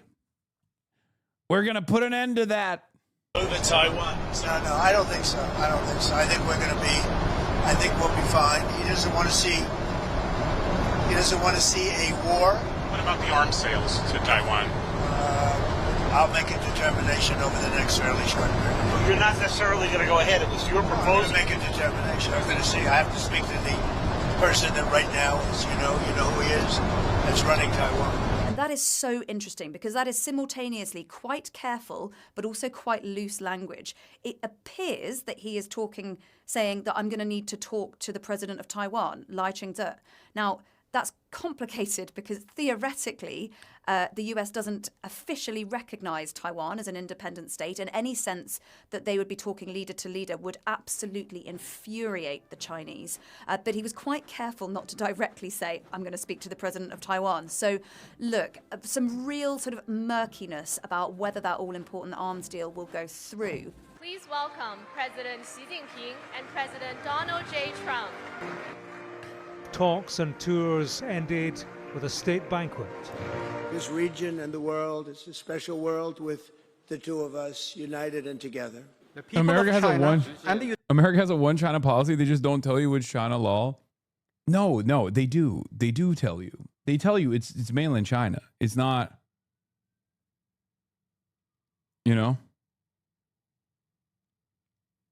United States are both great peoples. Achieving the great rejuvenation of the Chinese nation and making America great again can go hand in hand. We can help each other succeed and advance the well-being of the whole world. The US said both sides agreed common ground on Iran, that the Strait of Hormuz should remain open, and that China was opposed to its militarization and the charging of tolls.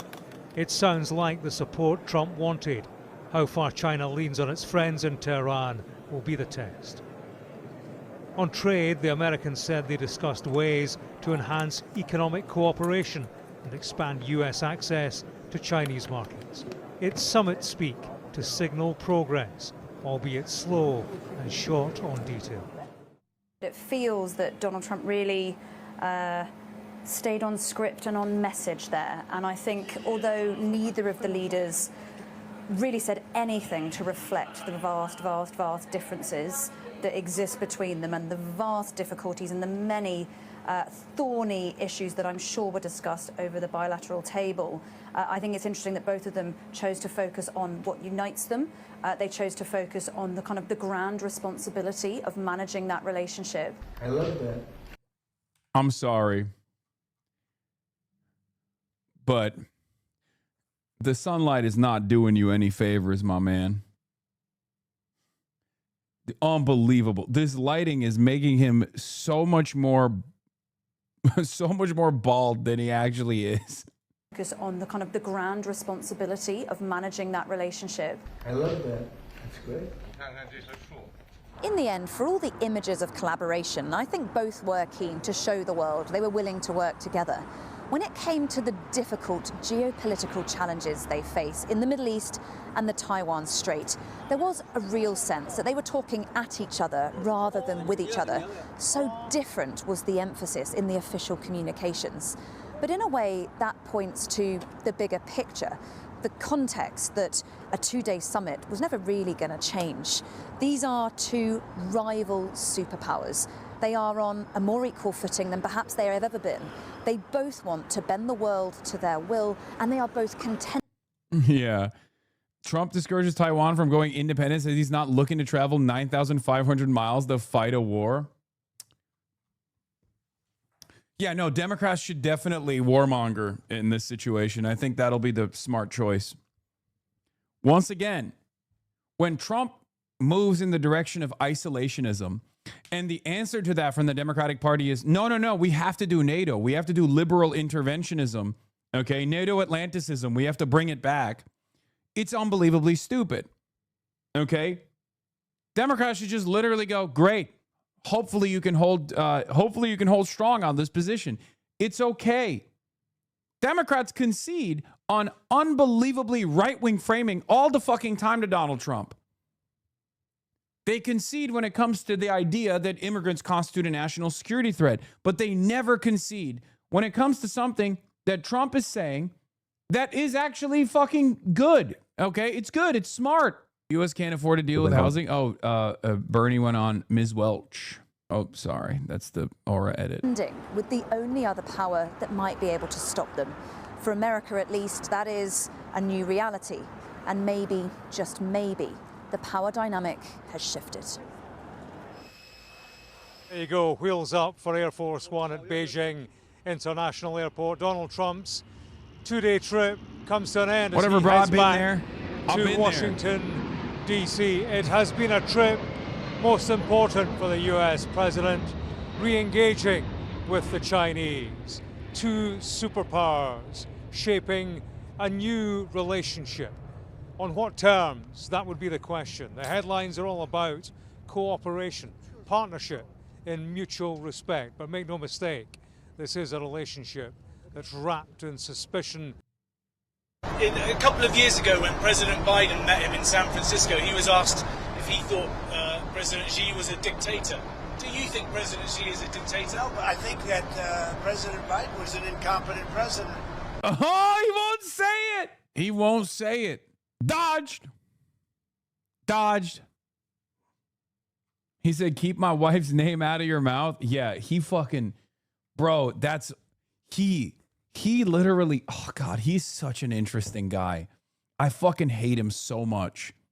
But like, there are so many different versions of evil in American politics that like, there are these unique moments where Donald Trump comes across as the heterodox thinker that is genuinely more appealing to the masses, where he's just like, I don't care. There's plenty of bad guys. We do bad things too. This is his we have killers too moment. If you remember when Trump was doing a Fox News interview, I forget with who, in 2015 or 2016, and he was asked about Vladimir Putin. And he was like, well, don't you think Vladimir Putin is like a ruthless autocrat? He's a brutal guy. They've done brutal things. And it was with Bill O'Reilly. Yeah. And he went, we have killers too. Don't you think we have killers too? You think we're not brutal? And that is one of those moments where Trump comes out and just says something that clicks with a lot of people, right? It clicks with a lot of regular people. It literally triggers the liberal intelligentsia in an insane way, because they go, this is against all norms. You are not supposed to say that at all. But the average person hears Donald Trump go, you think we're so innocent? Right?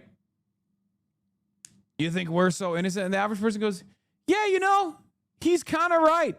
That is what was so fascinating about Donald Trump. His tendency to say things that many people intuitively have the capacity to comprehend, but things that liberal intelligentsia never says, okay? Both on the Democratic Party side and certainly on the Republican Party side. It usually had a tendency to cut away from the noise that you're used to hearing, okay? And he's doing that here, where he's like, why would you make me do this? Why would you make me do this? Why would I say it? He gave us the Iran nuclear deal, which allowed Iran to have a nuclear weapon within a matter of years from the time they said, I terminated it.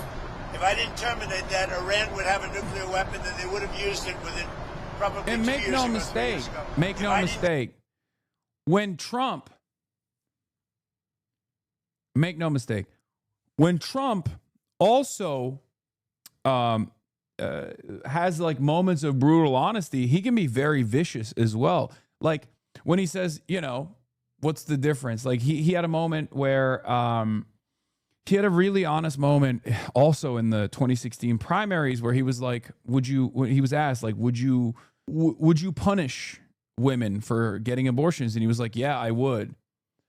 And from his perspective, he was like, what's the difference? Yeah, of course we're punishing women for getting abortions anyway. Like he didn't realize that the appropriate way to communicate around that issue, the appropriate way to dance around that issue is to say like, oh, of course not. We should be punishing the killer doctors, right? Like they're the ones who are doing the baby murder, not the innocent poor women. And obviously a lot of people yelled at him for that, but that was the point. And then sometimes that viciousness is, of course, that viciousness causes him to say the quiet part out loud, like with Gaza, where he's like, yeah, of course, we're gonna take all the real estate in Gaza. It's beautiful real estate. It should be ours. We should manage it. Like he's saying the quiet part out loud in that situation as well. That's the ultimate goal, right? He doesn't do the intellectual varnish. He doesn't add the intellectual patina that you hear. Dude, stop sending me the Ethan Levins 2 tweet, okay? Yes, he fucking drank alcohol. It's a disgrace, okay? It doesn't matter. Who gives a fuck? Okay? Jesus Christ. I don't think he even drank alcohol. It was probably apple juice, okay? Calm down. This is not like a big break-off point from the Republican movement and Donald Trump, okay? Go in with the B-2 bombers 9 months ago. Yeah, he will call Maduro a dictator because he doesn't respect him and knows that their power is inferior to the U.S. It's different with China. He wants something from Xi. He isn't dumb to call him a dictator. Exactly. Have a nuclear weapon and nobody would be able to talk to him. By the way, they would have used it already. But do you think President Xi is a dictator or not? I don't think about it. Right. He's the ruler. He's the president of China. I don't think about it. You deal with what you have. I respect him. He's very smart. He loves his country. I respect him. Whether he's a dictator, that's for you to figure out. Yeah. Can I ask you about Taiwan? What did President Xi say to you about Taiwan? And what did President Xi say to you about Taiwan? And are you still going to approve the arms sale? So, President Xi and I talked a lot about Taiwan. He thinks they cannot have anything to do with what they're doing. I mean, he's against very much what they're doing. We talked about Taiwan. We talked about Iran a lot, and I think we have a very good understanding with both. On Taiwan, he does not want to see a fight for independence because that would be a very strong confrontation. And I heard him out. Are you going to say your word? No, I didn't make a comment on it. I heard him out. I have a lot of respect for him. On Iran, it's very interesting. He feels strongly they can't have a nuclear weapon. He said that very strongly. They cannot have a nuclear weapon, and he wants them to open up the strait. But as he said, they closed it, and then you closed them with a smile. And it's true. We control the strait. And they've done no business, literally they've done no business in the last 2.5 weeks, which is approximately $500 million a day. So we have... I was about to say what she said, Taiwan cannot have anything to do with a nuclear weapon. What if that's what works? What if that's what works with Trump and Americans broadly? He's like, she told me Taiwan is days away from having a nuclear weapon. And I understood exactly what he meant. And I thought to myself, we should join this fight with you, beautiful Xi. We should blow up Taiwan. Taiwan is going to have a nuclear weapon. And we can't let Taiwan have a nuclear weapon. Just like Iran, the Democrats want Taiwan to have a nuclear arsenal.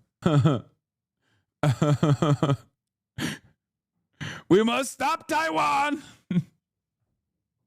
We must stop Taiwan. Taiwan is a break-off province. It is a part of one China, which I love, a beautiful China, a singular China. We must not let this breakaway province receive nuclear weapons. We must put an end. This is why I'm giving one of our aircraft carriers to Xi Jinping to strike Taiwan hard and make sure that they will never develop nuclear weapons ever again. Anything to do with what they're doing. I mean, he's against very much what they're doing. We talked about Taiwan, we talked about Iran a lot, and I think we have a very good understanding with both. On Taiwan, he does not want to see a fight for independence because that would be a very strong confrontation. And I heard him out. Are you going to change your wording? No, I didn't make a comment on it. I heard him out. I have a lot of respect for him. On Iran, it's very interesting. He feels strongly they can't have a nuclear weapon. He said that very strongly. They cannot have a nuclear weapon, and he wants them to open up the strait. But as he said, they closed it, and then you closed them with a smile.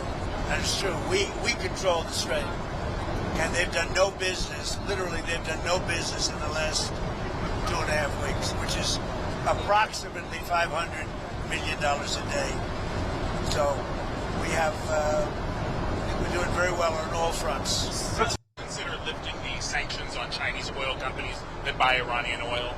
Well, we talked about that, and I'm going to make a decision over the next few days. We did talk about that. Do you think Xi felt stronger in his dealings with you than he did the last time that you had a great relationship last time until COVID came along? I blamed them for that. I said it was Wuhan, and I was right. And look, that was a strain on everybody, COVID, and so it affected our relationship at the time. But we always had a great relationship before that and after that, and now it's as strong as ever. I mean, I went over to where he lives, which is something that rarely happens. Were you there? I don't know. It was beautiful. It was amazing. I mean, people have never seen it before. It's amazing, actually. We had lunch. We have a great understanding. You don't think he feels it's a very positive thing to have these two nations getting along. Mr. President, on Taiwan, and you said you were going to check with the president of... They fucked for sure. Oh, yeah. Nasty business, dude. Back walls blown out. Sexual style. Taiwan. But the 1982 assurances that President Reagan gave said the United States would not consult with China on arms sales to Taiwan. It sounds to me like you have consulted well, with China. I think 1982 is a long way. It was? That's a big far distance away. You dispensed with them? No, I didn't say anything about it. But certainly, he brought that up. He talked about that to me, obviously. So what am I going to do? Say I don't want to talk to you about it? Because I have an agreement that was signed in 1982. No, we discussed arms sales to... And what's his request? We discussed the Taiwan, the whole thing with the arms sales was in great detail, actually. And I'll be making decisions. What was his request? But, I think the last thing we need right now is a war that's 9,500 miles away. I think that's the last thing we need. We're doing very well. Would the U.S. defend Taiwan if it came to it? I don't want to say it. I'm not going to say that. There's only one person that knows that. You know who it is? Me. I'm the only person. That question was asked to me today by President Xi. We'll see where this goes. Did you miss that? 1982 is a long time ago. Not discussing weapons to Taiwan with China. I think he might cut off arms sales to Taiwan, which is pretty crazy. But certainly, he brought that up. He talked about that to me, obviously. So what am I going to do? Say I don't want to talk to you about it because I have an agreement that was signed in 1982. No, we discussed arms sales to. And what's his request? We discussed the Taiwan, the whole thing with the arms sales was in great detail, actually. And I'll be making decisions. What was his request? But, I think the last thing we need right now is a war that's 9,500 miles away. I think that's... I mean, that right there is like, it does remind me of only Nixon can go to China as a statement. Only Trump has the capacity to just be like, yeah, I think it's kind of stupid to fucking try to wage war with a massive nuclear armed adversary that is responsible for 30% of our trade, Like, I'm thinking of Barack Obama saying something like this, which is true. This is a normal statement to have. Okay? It's a normal statement to make. Trump is very good at communicating these opinions. He's very good at just being like, he's very good at posturing an isolationist framework, even if he doesn't follow through on it. But if it was like Barack Obama who said it, right, he'd come across like, and pussy too. Like, you know, he would come across as though he's out of his goddamn mind. People would just fucking rip him to shreds and be like, how dare you? What the fuck do you mean we're not gonna keep arming Taiwan? What do you want, every Taiwanese person to be fucking ruthlessly slaughtered by the People's Liberation Army? Is that what you fucking want? Whereas Trump could just be like, why are we going to war with a massive country? Doesn't make any sense. Why are we going to war 9,500 miles away? We're doing very well. Would the US defend Taiwan if it came to it? I don't want to say. I'm not going to say that. There's only one person that knows that. You know who it is? Me. I'm the only person. That question was asked to me today by President Xi. Too much Trump glaze, man. I mean, look, the reason why I'm saying this is because while I don't trust Trump to follow this as a serious commitment, it's important to understand what moves and shakes Donald Trump. Okay?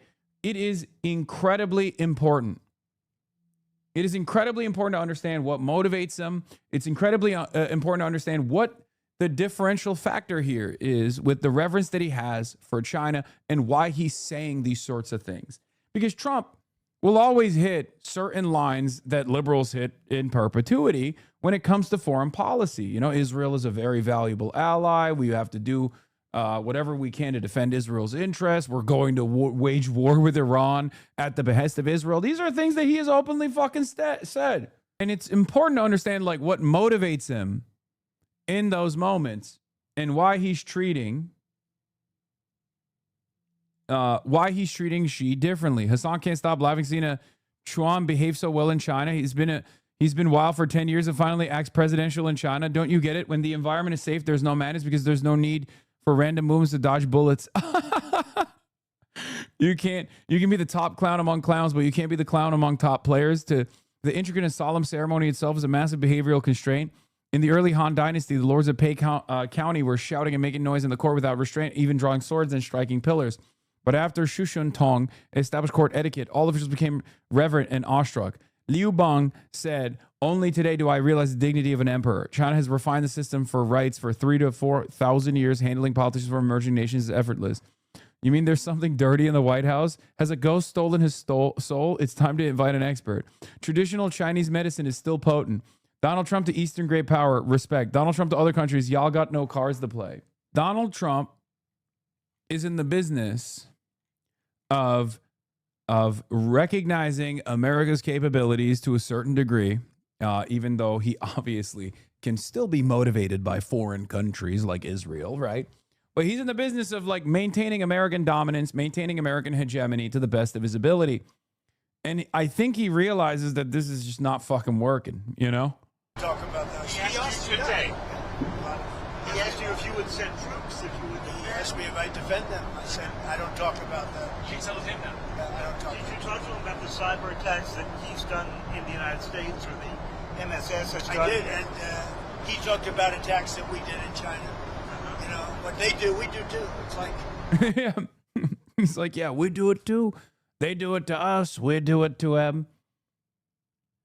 It's crazy to fucking hear Donald Trump say things that I've said in the past that draws so much anger and resentment from the average American. And now liberals, of course, will continue with their anger and resentment. Whereas Republicans might be more understanding of where I'm coming from, I guess. Who knows? We'll see.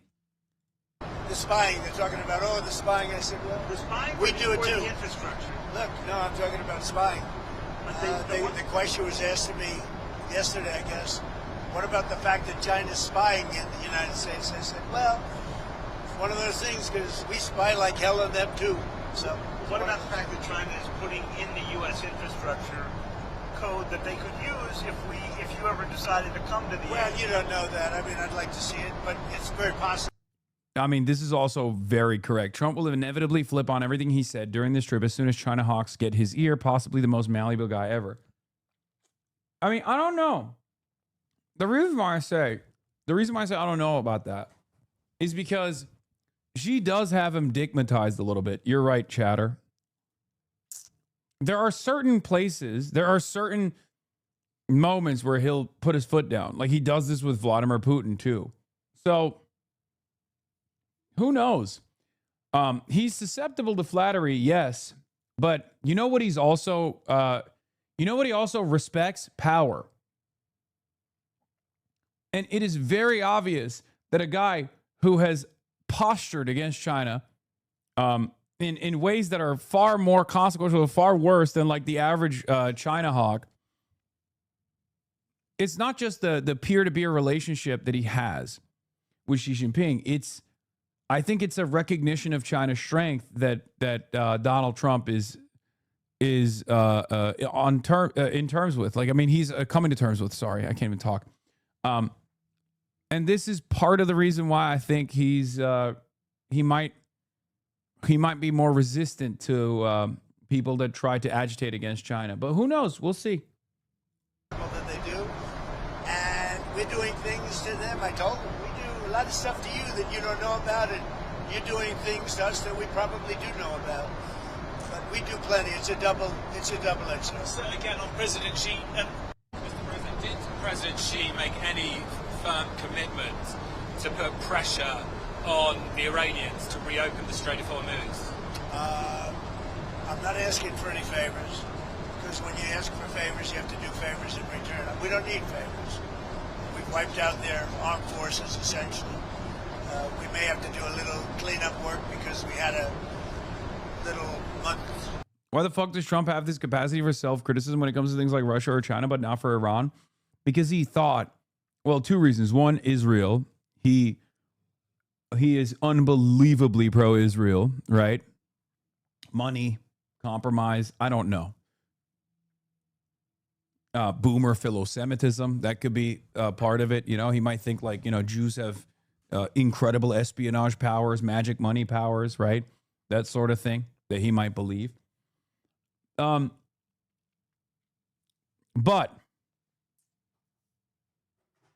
with Iran, I think he bit off more than he could chew, so now he's kind of stuck because it's a middle power that's like embarrassed him, humiliated him, right? So there is that. You see what I mean? There's this miscalculation. He thought Iran did not have the capabilities because he listened to the Israeli side far too much. He thought Iran did not have the capabilities to withstand an American attack, an Israeli and American attack. I think if he recognized the amount of control that Iran could enforce ahead of time, he probably would have dealt with it differently. But it's very clear that he thought the Iran situation was going to be identical to Venezuela. He thought he could just go in, kill the leadership. New leadership comes in, much more pliant. And now he's just stuck in this bind with Iran. So he has to consistently posture as though he has some kind of leverage in this deal. Long ceasefire, I guess you'd call it, but we have a blockade that's so effective. That's why we did the ceasefire. We really did the ceasefire at the request of other nations. I wouldn't have really been in favor of it, but we did it as a favor to Pakistan, who are terrific people, the Field Marshal and the Prime Minister. But this is a lib take, but I really just want to be able to analyze politics without considering the petty lifelong grievances and attitudes of an 80-year-old closet case. Yeah, but if you think that that's like Donald Trump alone on that, you're wrong, right? I mean, why the fuck do we still have resentment towards Cuba? You know, that's literally boomer grievances. So in some instances, I would go so far as to say that a lot of American foreign policy beyond, you know, material, beyond the material assessments of like why we must dominate other countries and turn them into colonies and extract their natural resources can sometimes be as simple as boomer grievances, boomer warhawk grievances, boomer ideological grievances. So yeah. No, I mean, President Xi and I agree on many things. we agree very much on trade. We're going to be doing a lot of trading. Our farmers are going to be taking in. I mean, our farmers are going to be very happy with the deal we made. Is your instinct that he will put pressure, that he will try and get them to Ask him to put pressure because I don't need favors. I think he will. I think automatically he'd like to see it opened up. He gets about 40% of his energy or his oil from that. This is very funny. Taiwan released a statement in response to Trump comments. Taiwan responded to President Trump's hesitation Friday to back a U.S. arms sale to the island following 2 days of meetings with Chinese President Xi Jinping. The island's Foreign Affairs Ministry emphasized that the U.S.'s longstanding and consistent policy towards Taiwan in a statement released Friday morning. Regardless of arms sales to Taiwan, this is not only a security commitment to Taiwan explicitly stated in the Taiwan Relations Act, but also a joint deterrent against regional threats, the ministry said. Taiwan appreciates President Trump's continued support for cross-strait security since his first term, with the previous announced arms sales reaching a record high, the statement continued. He's going to get so mad. He's going to be like, shut the fuck up. They're going to piss off Trump. Trump's going to be like, wait a minute, what? Why are you revealing that we did record high arms sales? You stop it now. Close cooperation between Taiwan and the U.S. has always been the cornerstone of peace across the Taiwan Strait. The Trump administration faced bipartisan pressure from Congress to follow through on a $14 billion arms deal to the island, a move opposed by the Chinese government. A group of 8 Republican and Democratic senators urged Trump in a Monday letter to move forward with the sale. The president told reporters Friday that he and the Chinese leader talked a lot about Taiwan. Xi's government refuses to recognize Taiwan's independence, claiming it's part of China. Someone should tell the people at the Hill that that's the American State Department's position as well. That's literally this is what's so fucking frustrating about this conversation is that the media will just straight up be like, whoa, why doesn't China recognize Taiwanese independence? Bitch, why doesn't America recognize Taiwanese independence? Perhaps there's a important question to ask there. Yeah, why does Taiwan not recognize its own independence? What are we doing? I hate having this conversation with people who literally don't know basic facts about this relationship between China, the United States of America, and also Taiwan. Trump must not sell out Taiwan, period. Jason Smith says, Chuck, it's the policy of our country to acknowledge that there is one China and Taiwan is part of China. If you are not familiar with our laws, please consider taking some courses at your local junior college. Only about 15% of Taiwanese citizens want to declare independence. I know the polls better than you do. I promise you. That's actually an increase for the record, as opposed to previous years. But this is not about the democratic wishes of the Taiwanese population, or rather, it is about the democratic wishes of the Taiwanese population, which is status quo. Status quo. Status quo is the overwhelming majority position in Taiwan. Okay? That's it. Yeah, it's gone up from fucking 10%. Okay, but actually why though? Why do countries like China and the US not just say happy trails to places like Taiwan and Puerto Rico? What's the benefit of clinging on? Well, with Puerto Rico, I think it's just I don't even think it's like a matter of national security for America, like the fear. It's resources, it's money, it's empire. But with Taiwan, it's not like the similarities between Puerto Rico and the United States of America don't exist with Taiwan and China. For Taiwan, it's Chinese nationalism. Okay, it's the idea that this is a breakaway province that was initially designed with a separatist movement that lost the Civil War, and instead of recognizing that they were the same people, they chose to enforce their own wishes, both upon the island of Taiwan, but also certainly around the world until Richard Nixon. China is incredibly aggressive when it comes to any move in the direction of separatism. Most countries would be that way as well, but China takes an exceptionally heavy hand when it comes to anything that it declares as a separatist movement. I don't understand it personally. I understand it from a matter of national security concern, right? Like if the Chinese position literally was, dog, why the fuck would we have a launching pad for a foreign adversary that has literally put missile bases all around. Why the fuck would we allow for a country to basically stop Chinese ships from transiting into the rest of the globe? Because the Taiwan is like the last piece of that puzzle, that belt that stops, if there was ever a blockade, like Taiwan will play a formative role in defending that blockade, stopping Chinese ships from reaching the rest of the world.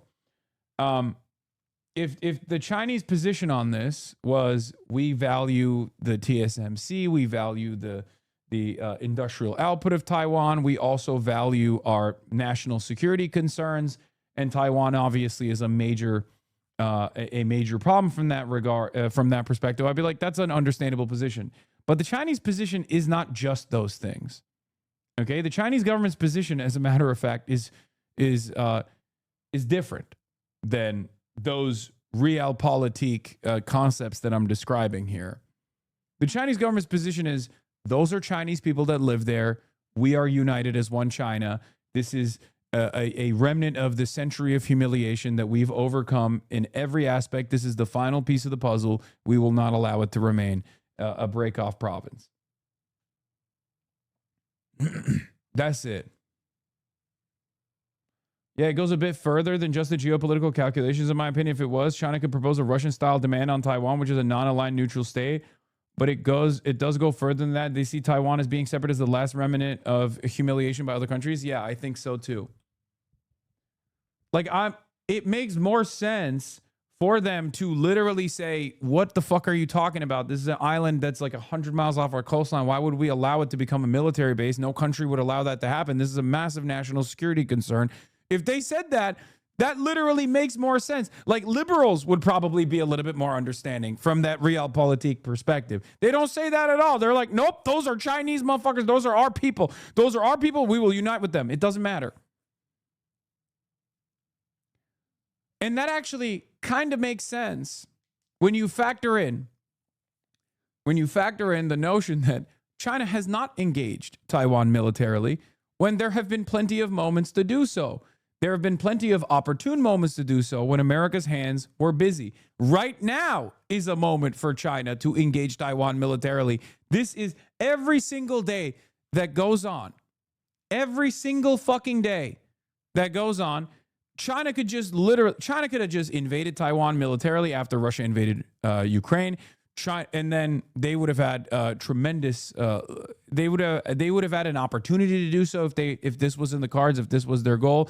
China could have certainly done this after October 7, when America's attention was spread both in Ukraine, but certainly with defending Israel. China could have done it after America started bombing Iran and realized that it had to expend all of its standoff munitions in Iran. There have been a million different instances where China could have done it. And if you think the reason why they've shied away from doing it is because they worry about like American considerations, it's going to be really difficult to defend this on the international stage, they don't give a fuck. No country actually cares about that. No country gives a shit about it. China certainly doesn't care. China only cares about stability, but they also understand that they present a significant amount of power when it comes to international trade, that they can overcome whatever kind of like mean considerations people have. Look at what they've done in Xinjiang. They didn't give a fuck, right? Did they care about international perspectives? Fuck no. They were like, there are separatist movements brewing in Xinjiang. We are going to hit the maximum cruelty. And they destroyed they destroyed what they considered to be a separatist movement in Xinjiang, and they used tremendous amounts of cruelty to stop it. They did dragnets, they did mass surveillance, they did concentration camps, like re-education camps for a lot of fucking people, right?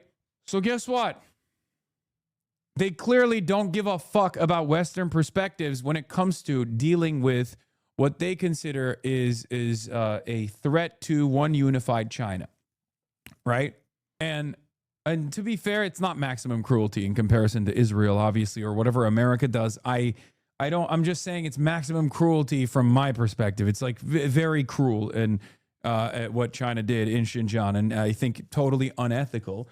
But they did it. They did it, and they didn't give a fuck about what the Western world has to say. And look where we're at now. It's not even brought up in these serious conversations for good reason, because the way it's seen is like, okay, the problem is dealt with. They were very fucking ruthless to the people, but it's still China. We have to deal with them. We have to trade with them, right? Right? It's just a talking point from the perspective of like some China hawks, and that's it. There are no serious mechanisms of enforcement against China. Why? Because it's fucking responsible for 30% of trade in the United States of America. Okay?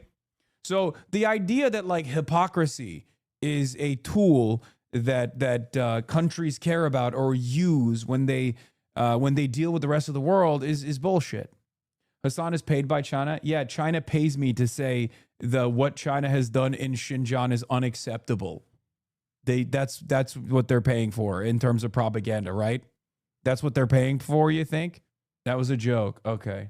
What is this? Americans have a similar free Tibet attitude? No, they don't. They gave up on that shit a long ass fucking time ago. So no, they do not have that similar attitude at all. Like the CIA gave up on Tibet in like the fucking 50s. You're crazy.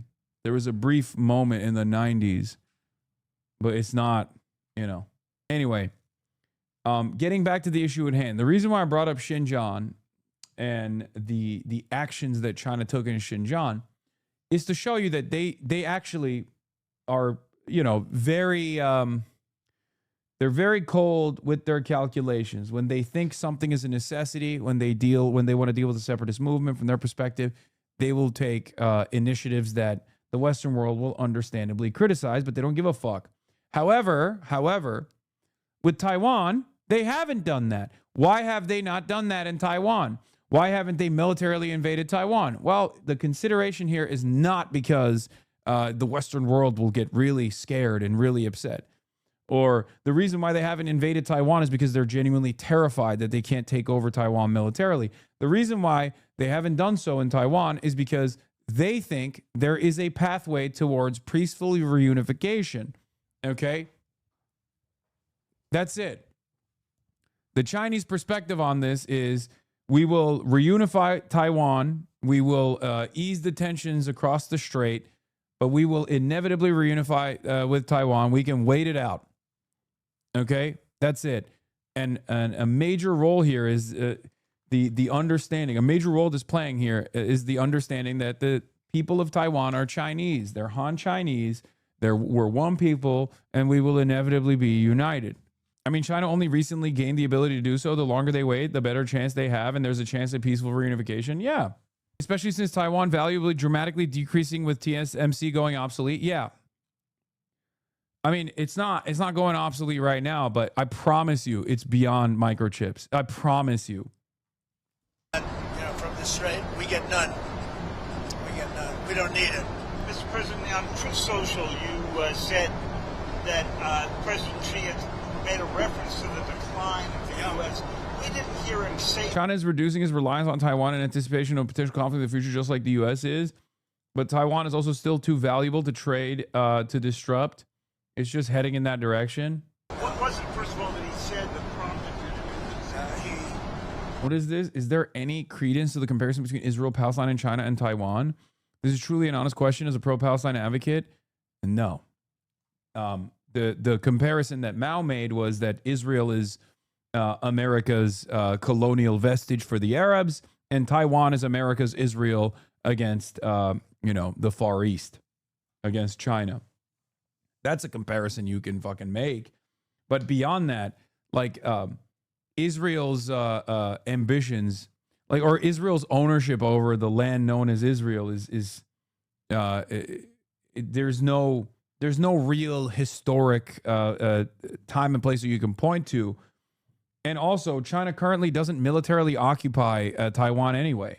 Yeah, also Taiwan is pro-Israel, so... Answer my question, please. I just did. What the fuck? Not only is Taiwan pro-Israel, okay? Is China not pro-Israel? No. Not like Taiwan is. Made a statement.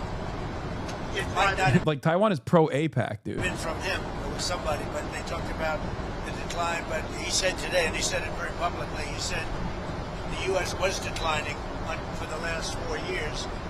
And he said what President Trump has done. Show me a Taiwanese who wants to be Chinese. God, I don't know why you say that. Do Texans want to be Mexican again? Again, not a comparison that is apt in this circumstance. But Taiwanese people are Chinese. Okay? The distinction is like they're Chinese. They just ethnically are Chinese. Yeah, Taiwan is literally named the Republic of China. Are Pakistanis and Indians the same? Brother, there's a major distinction between the population of Pakistan and India. Like a huge religious distinction, for example. Okay? The broader Indian population. Obviously, there's Muslims that live in India as well. Sometimes it's hard to make comparisons. I mean, they are, in my opinion, there's not many cultural differences ultimately between Pakistani people and Indian people. I mean, there are rather a lot of cultural similarities, not dissimilar to the lack of distinction between Armenians, Turks, Greeks, and everyone else that lives in the fucking region, or Georgians, right? You are baiting out all the dumbasses. Like, there are a lot of similarities between these cultures, okay? There are a lot of similarities between these cultures. There's a lot of similarities within the language. But there are also significant distinctions as well. Many Pakistanis and many Indians were from the other country as well before the partition, just like how many Turks lived in Greece and how many Greeks lived in Turkey. Yes, including my fucking grandparents, literally. Literally my grandparents. So yes. The last 15, 16 months has been virtually a miracle.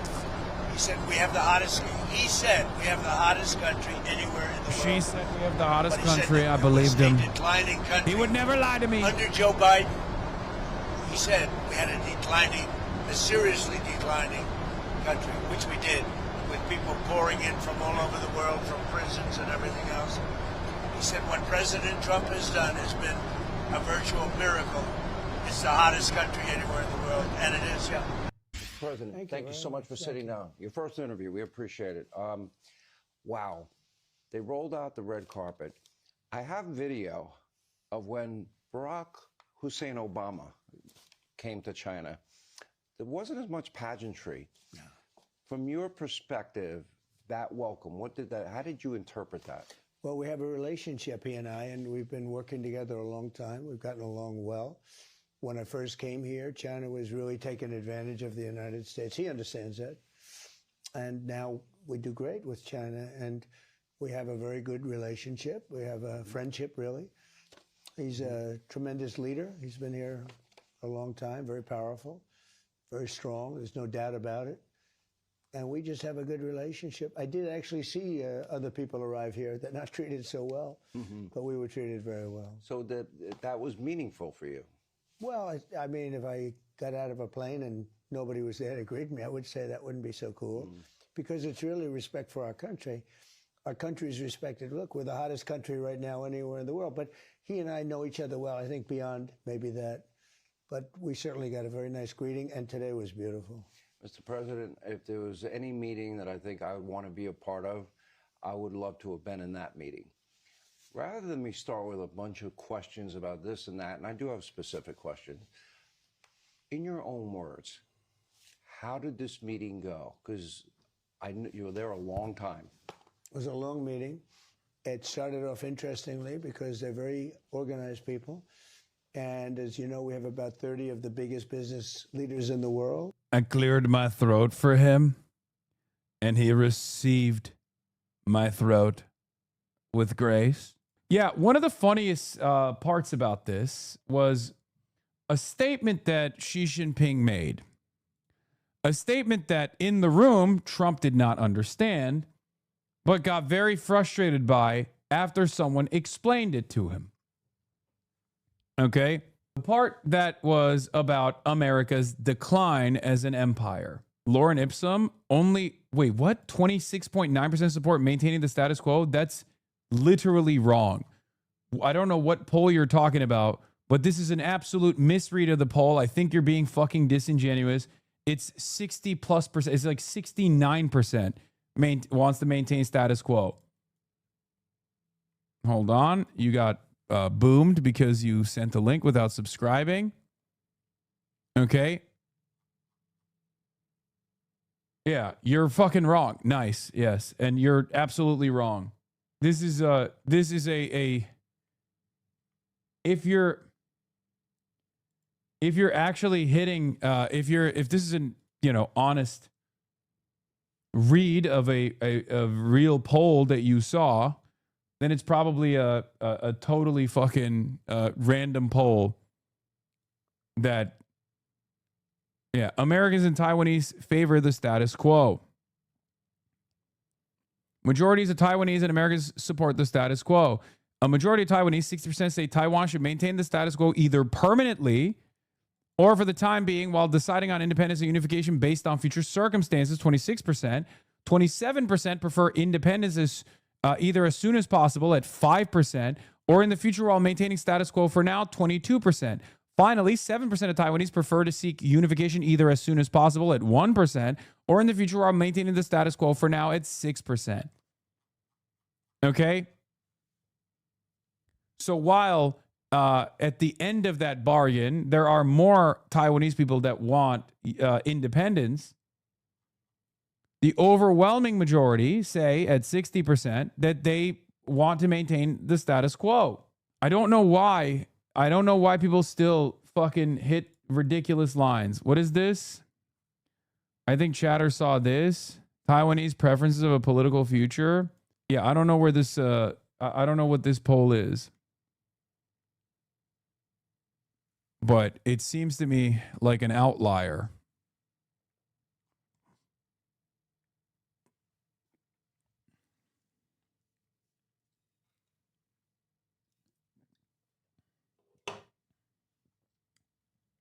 These come up every stream, so just have it bookmarked at this point. I know. It doesn't matter, though. It literally doesn't matter that I bring this up every fucking day. An official survey finds over 80% of Taiwanese people would prefer that Taiwan and China's relationship remain basically the same. The survey was commissioned by Taiwan's Mainland Affairs Council, which manages relations with China. Okay, this is the Taiwan Mainland Affairs Council. Over 70% of respondents disagreed with the statement that Taiwan is part of China, while around 65% believed China's infiltration into Taiwan has become increasingly serious in recent years. It was 8 months ago. Did you compare Taiwan, the size of New Jersey? Anyway, the KMT also holds the most seats in Taiwan, are trying to soften policy towards China while people in here are, they might not say it, advocating for war between two nuclear superpowers. No, they are doing that. They are doing that. No, they're openly doing that. Straight up. There are politicians in fucking Taiwan that are moving in the direction of better relations with mainland China. And there are Americans, sometimes of Taiwanese descent, or Americans in general that are certainly not Chinese and not of Taiwanese descent at all, that are saying, no, like, what do you mean? You have to bleed for this shit. It's so easy to fucking prime an American with a couple lines about liberty and sovereignty and dignity to get them to literally be like, oh yeah, I don't really give a fuck about what happens. I just want war. I mean, fuck. Also, the KMT leaders went to Beijing and met Xi last month. They just want to hang out and do status quo, man. Yeah, you know what I said about that, by the way? I said, wow, this is interesting. Peaceful reunification might actually happen. Okay. How interesting. I wonder if America would allow it to happen. And every single person literally treated this as treasonous, as though I'm like, not abiding by the wishes of the Taiwanese. I want every single person in Taiwan to be killed. No, I think you want every single person in Taiwan to be killed, as long as it helps you feel like America is the most powerful nation on the planet. Yeah, USA #1, baby. That's it. The biggest everything, I mean, you name it, from chips to planes to everything. and they're all here. I didn't invite them. They all wanted to come. And they're all here. And I suggested that before we start the meeting, I'd like to introduce them to you. And they were surprised because it wasn't scheduled. And they looked around, they said, well, and then, we had everybody. I don't want to go into names because I'll leave some out.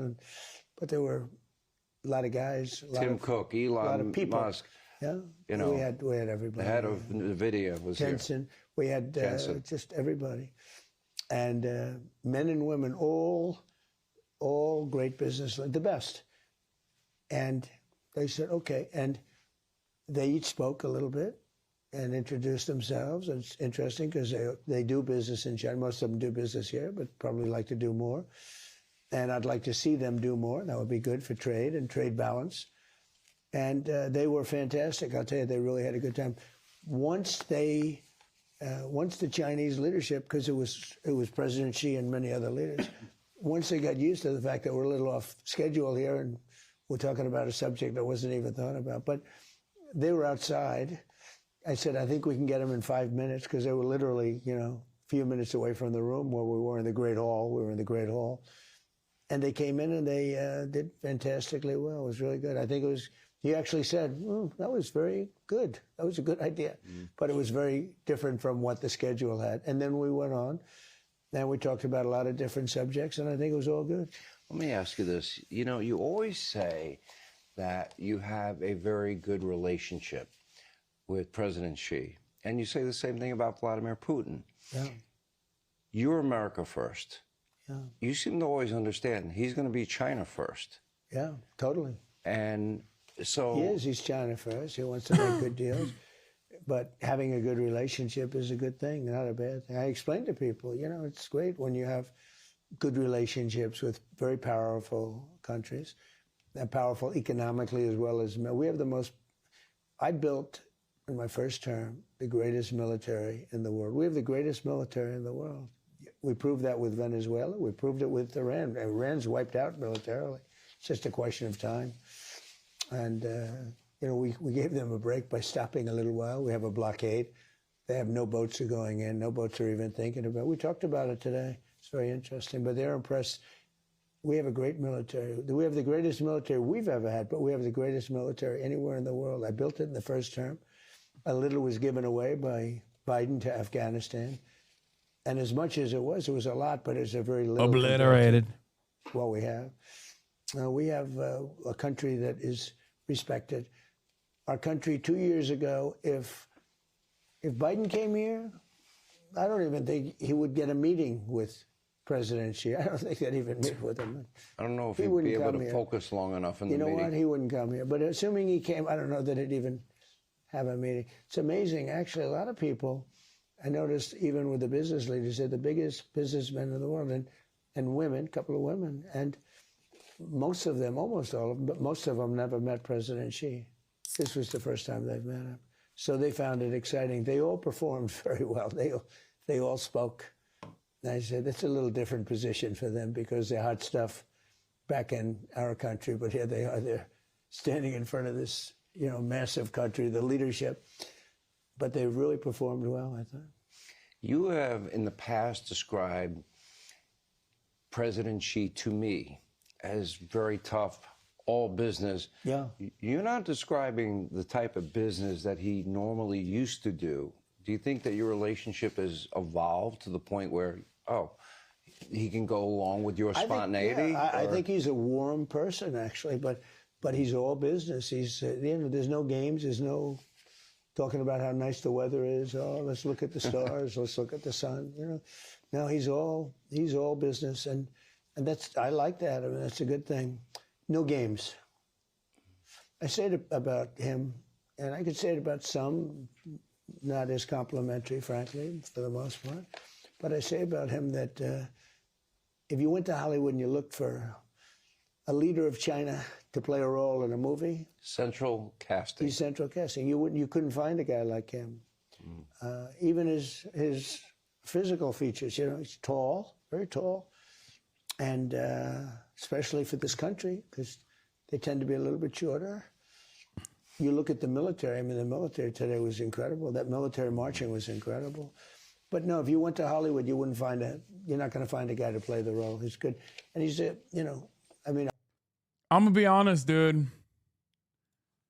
I don't think Trump is going to commit to any of the shit that he's saying here, but it's not bad. Like, it's hard for me to look at what's going on. It's hard for me to look at what's fucking going on here and act like this is like a bad way to go about it. This is a genuine improvement to our previous posture against a country that is responsible for 30% of our trade. Okay? At the end of the day, this is what I care about. Not war, not war, not war. Just peace, just peace, just peace. Forever, forever, forever. Peace forever. No crazy war. No crazy. No crazy. No crazy war. I'll get criticized. They always criticize me when I say good things about certain leaders, and this one. But he's a leader for China. Where was his energy when he was slamming the tariff button? I think this energy came because he slammed the tariff button. Dude, only time will tell, but judging by his current actions in China, I get the feeling in a couple months he might be talking about Iran this way too. Okay? Because he already hit that button with China, and then it turns out China did have hands, as I told you, right? Because he overestimated American economic power, and he thought he could force China to submit. China didn't back down. China actually fought fire with fire for a little bit. Okay? And then look at the way he's talking about China. Give it a couple months. He might be talking about Iran in a similar fashion as well. Because if you remember in the beginning, he was talking a very different game about China. Son, you're doing Chinese propaganda when you say we shouldn't go to war with China. I know that's unironically what a lot of liberals' attitudes have been so far. It's unbelievable. There was one guy who's like an OSINT guy who straight up said, "Oh, Hassan probably got peaceful, that's like a peaceful coexistence from reading too many Chinese think tank newspapers or some shit like that." Where was it? Like this. This is what I said. Peaceful coexistence and cooperation. I wonder where I've heard that buzzword before several times a week for years. What a quirky choice of language that seems to be pretty damn revealing. And I said, or I legitimately think that we should peacefully coexist with one of our largest trading partners. It's not exactly a new mentality in international relations. It's a fine mentality. I hope that it can apply to Taiwan, but I do know Beijing MFA blob speak when I see it, and boy, does that phrase sound familiar. As obvious blob speak as calling Venezuela's invasion a limited operation to support a democratic transition and regional stability. It's not MFA blob speak. It's just literally a normal phrase to deploy here. It's one that is my own personal opinion. He's saying I'm like repeating verbatim the Chinese government's Chinese intelligence. I'm repeatedly I am saying what the Chinese intelligence wants me to say. That's the implication here, right? That's the argument that he's presenting. And he's using blob speak, which is oftentimes utilized against people like, people in the CIA circles, as though like there is any sort of foothold that MFA has amongst the American intelligentsia. It's an unbelievably, dare I say, hysterically paranoid position to have. What is blob speak supposed to mean? Blob is the foreign intel. Blob here is supposed to imply the NatSec side. Okay, national security think tanks, the American foreign policy apparatus. That is what is oftentimes referred to as blob. Okay. I think it was like who initially. Yeah, it's the.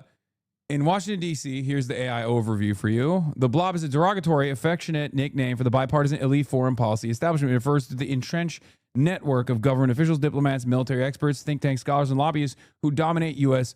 foreign policy relations. It was first popularized It's a Ben Rhodes take. It's first popularized by the Obama administration.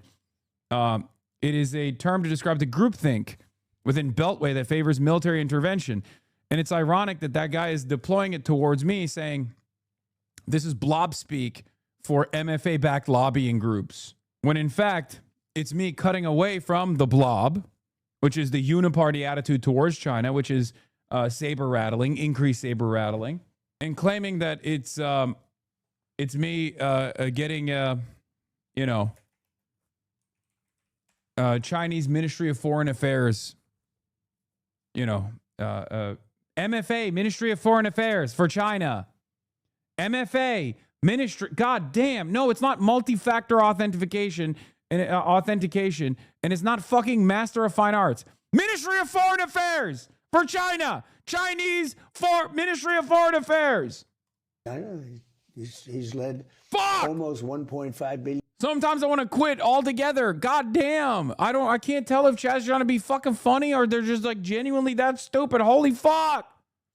People for a long time, and he's respected. It's sort of interesting when the fake news said, he said, they'll say, President Trump said that President Xi was a brilliant leader. That's a terrible thing. What am I going to do? But it's, you saw the response, you saw and here's the thing.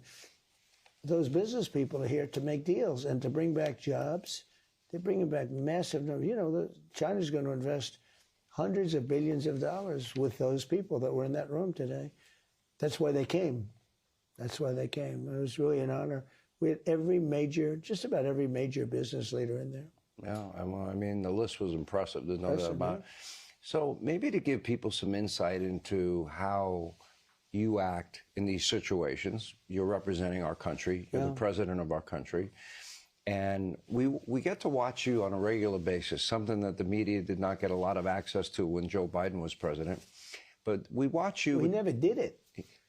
And when he did do it, it was a disaster. Okay, so almost 100% of the time, it was a disaster. Pretty much. It was a terrible thing for our country. It can't be represented like that.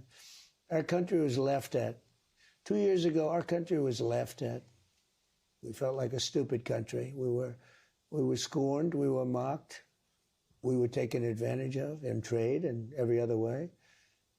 I mean, look at what happened with Afghanistan. We left all that, billions of dollars of equipment behind. Could have taken it. It was just unbelievable. There's no reason to do that. Just all of a sudden and leave it.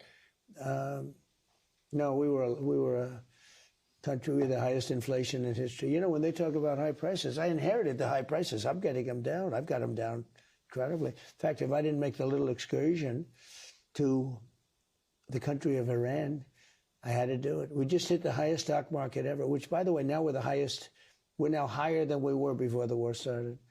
And oil went up very little compared to what most people, even including me, I thought it would go up more. But that was okay for a short period of time because we cannot let Iran have a nuclear weapon. They're crazy. I'm going to get to that. You can't let them have a nuclear weapon. They would use it. There'd be no Israel. There'd be no Middle East. There'd be no Europe. And they come at us too. Because you know why? They're crazy. I'm going to get back to Iran. Let me go to the media and Donald Trump and then the person and give people insight into the guy that sits in the room across from the leader of China, 1.5 billion people. We watch you almost daily with the media, and I think you enjoy it. You bring them in, they have gaggles, you keep them there for a long period of time. Probably. It's not that I enjoy it.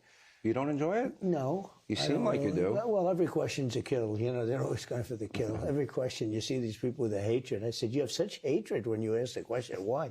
Because I have a strong border? Because I have a good military? Why do you have such hatred? The whole thing is crazy. It's not that I enjoy it.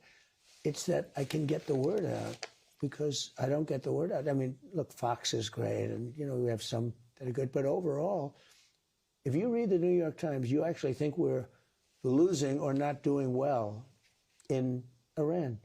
They have no Navy. They have no Air Force. It's gone. It's just a question of time. If we stopped. Could have gone for another few weeks. It would have been over. I did that at the request of a lot of leaders that are friendly with them. It's not going to matter for them. They're finished. Now they can make a deal or they get annihilated. I don't want to do that. Yeah. But we have the greatest military. And, you know, when you...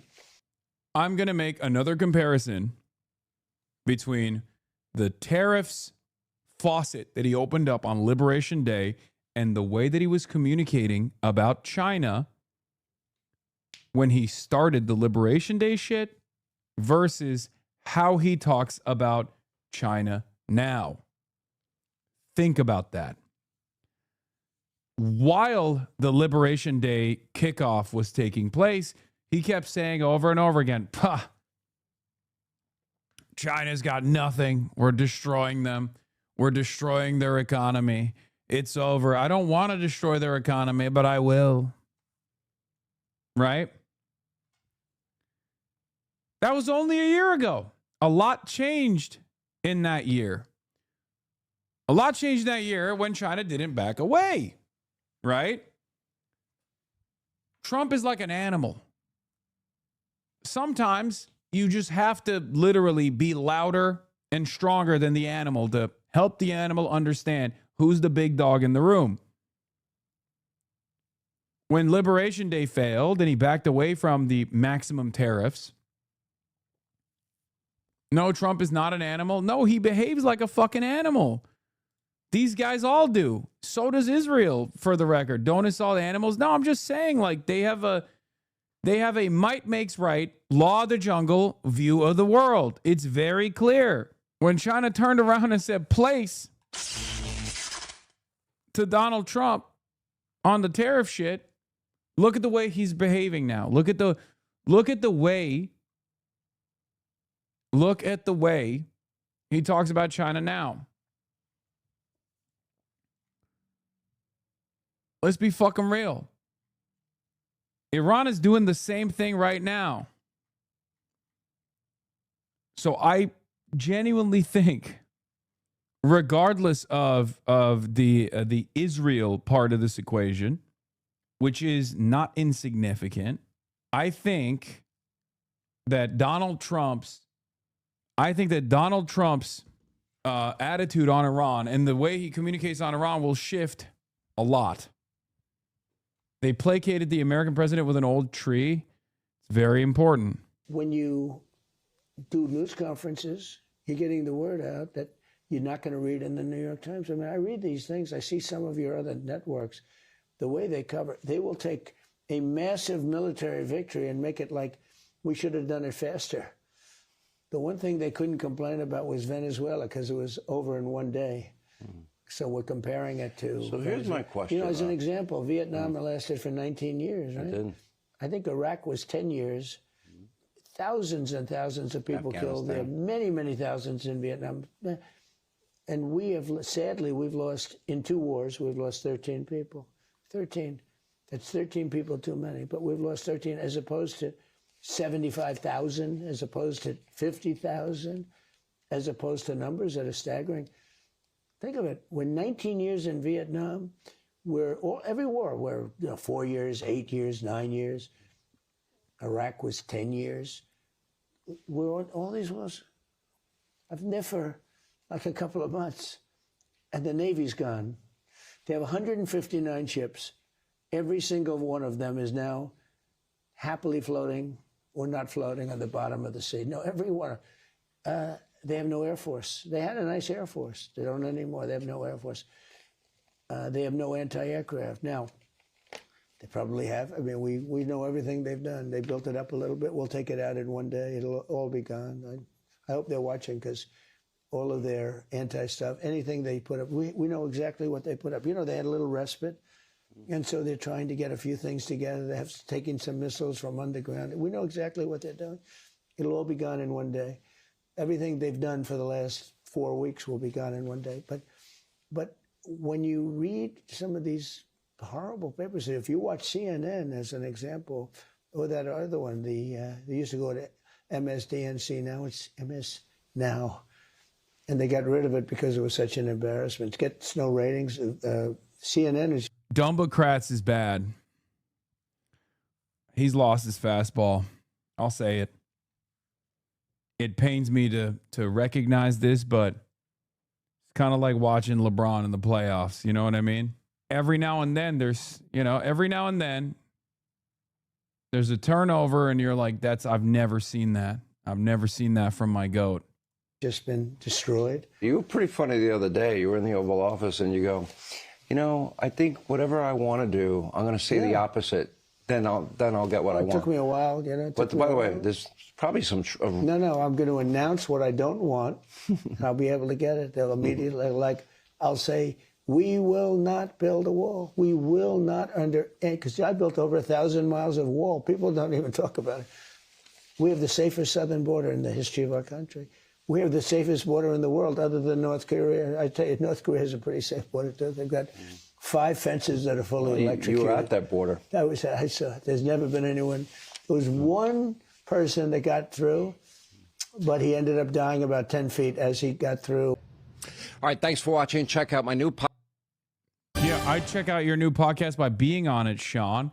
Why the fuck did you push it back, Sean? All right, we continue my interview with President Trump for the full hour. Now, of course, this was right after his all-important meeting with President Xi as we continue our interview. Let me go to the issue of trade, tariffs, intellectual property theft.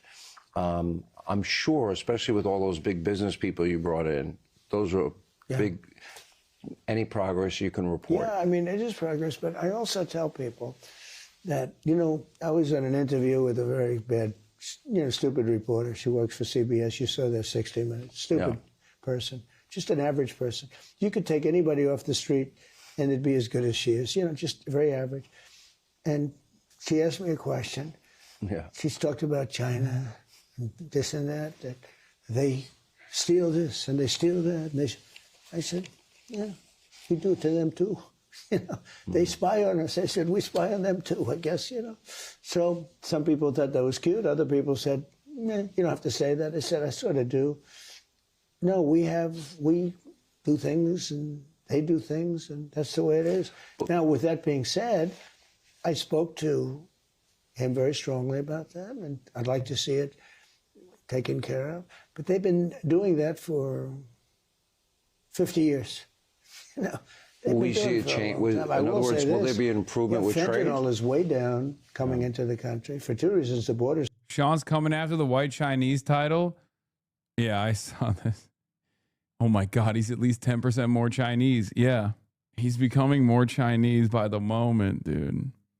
He wants to be just like me, bro. I mean, let's be real. Could you please check logs? Check this out. When mom find the poop sock, take an hour off. Really reconsider the things that you're doing. Strong, but it's also down because they're sending less. We taxed them. I gave them a 20% tariff, and because of fentanyl, it was like a penalty. Nobody ever did that. You didn't know that probably. I gave them a 20% tariff because they're sending fentanyl. It's a huge amount of money. I actually said, the tariff is costing you $200 billion, and you make $200 million, much less, a small percentage from the sale. I think from the sale of the fentanyl. And so fentanyl is used for a lot of different reasons, but the bad reason probably outweighs the good. That fentanyl is used for a lot of, you go into fentanyl, it's used for a lot of different things, including operations, et cetera, but it's been a disaster. But as you know, I put on a charge of 20%, a tariff of 20%. Nobody else would do that. And we do well with China, and I think we'll both do well. These people really what I'd like to see China doesn't open the country. It's massive. It would be unbelievable for our companies if they opened it, and I think it would be good for China too. Any indication they will open? Well, they're going to open some of it, yeah. They open it in stages. I'd like to just see them open it. But, they guard their country, and he cherishes his country. He wants to take, he wants China. Is the song going to be coming up on the Dean Obeidallah show? Yes. What is Rep Bonnie? I will be. Damn, we got some Sirius XM boomers in here. We got some Dean Obeidallah heads. I think you guys will like my appearance on it too. I had a really, really good conversation. To be, you know. What does he want from you? What does he want? I did it earlier this morning. Greatest phrase of all time. But what does he want from us? They have a similar. What does he want from the U.S.? A lot of things. We talked about a lot of things. Too many things to discuss, but a lot of things. We had a very good meeting, but we want things from them. One thing he agreed to today is going to order 200 jets. That's a big thing, Boeing's. 200 big ones. That's a lot of jobs. That's a lot. Boeing wanted 150, he got 200. He said, I think it was a commitment. I mean, you know, sort of like a statement, but I think it was a commitment. It's a great thing. It's a lot of jobs. Boeing's doing a good job. They're catching up. The requests were a lot, and our requests were a lot. We requested for a lot. We have Visa, which is not allowed to trade, and they were there. It was a big company, and other companies are allowed to trade. And I said, what about letting Visa?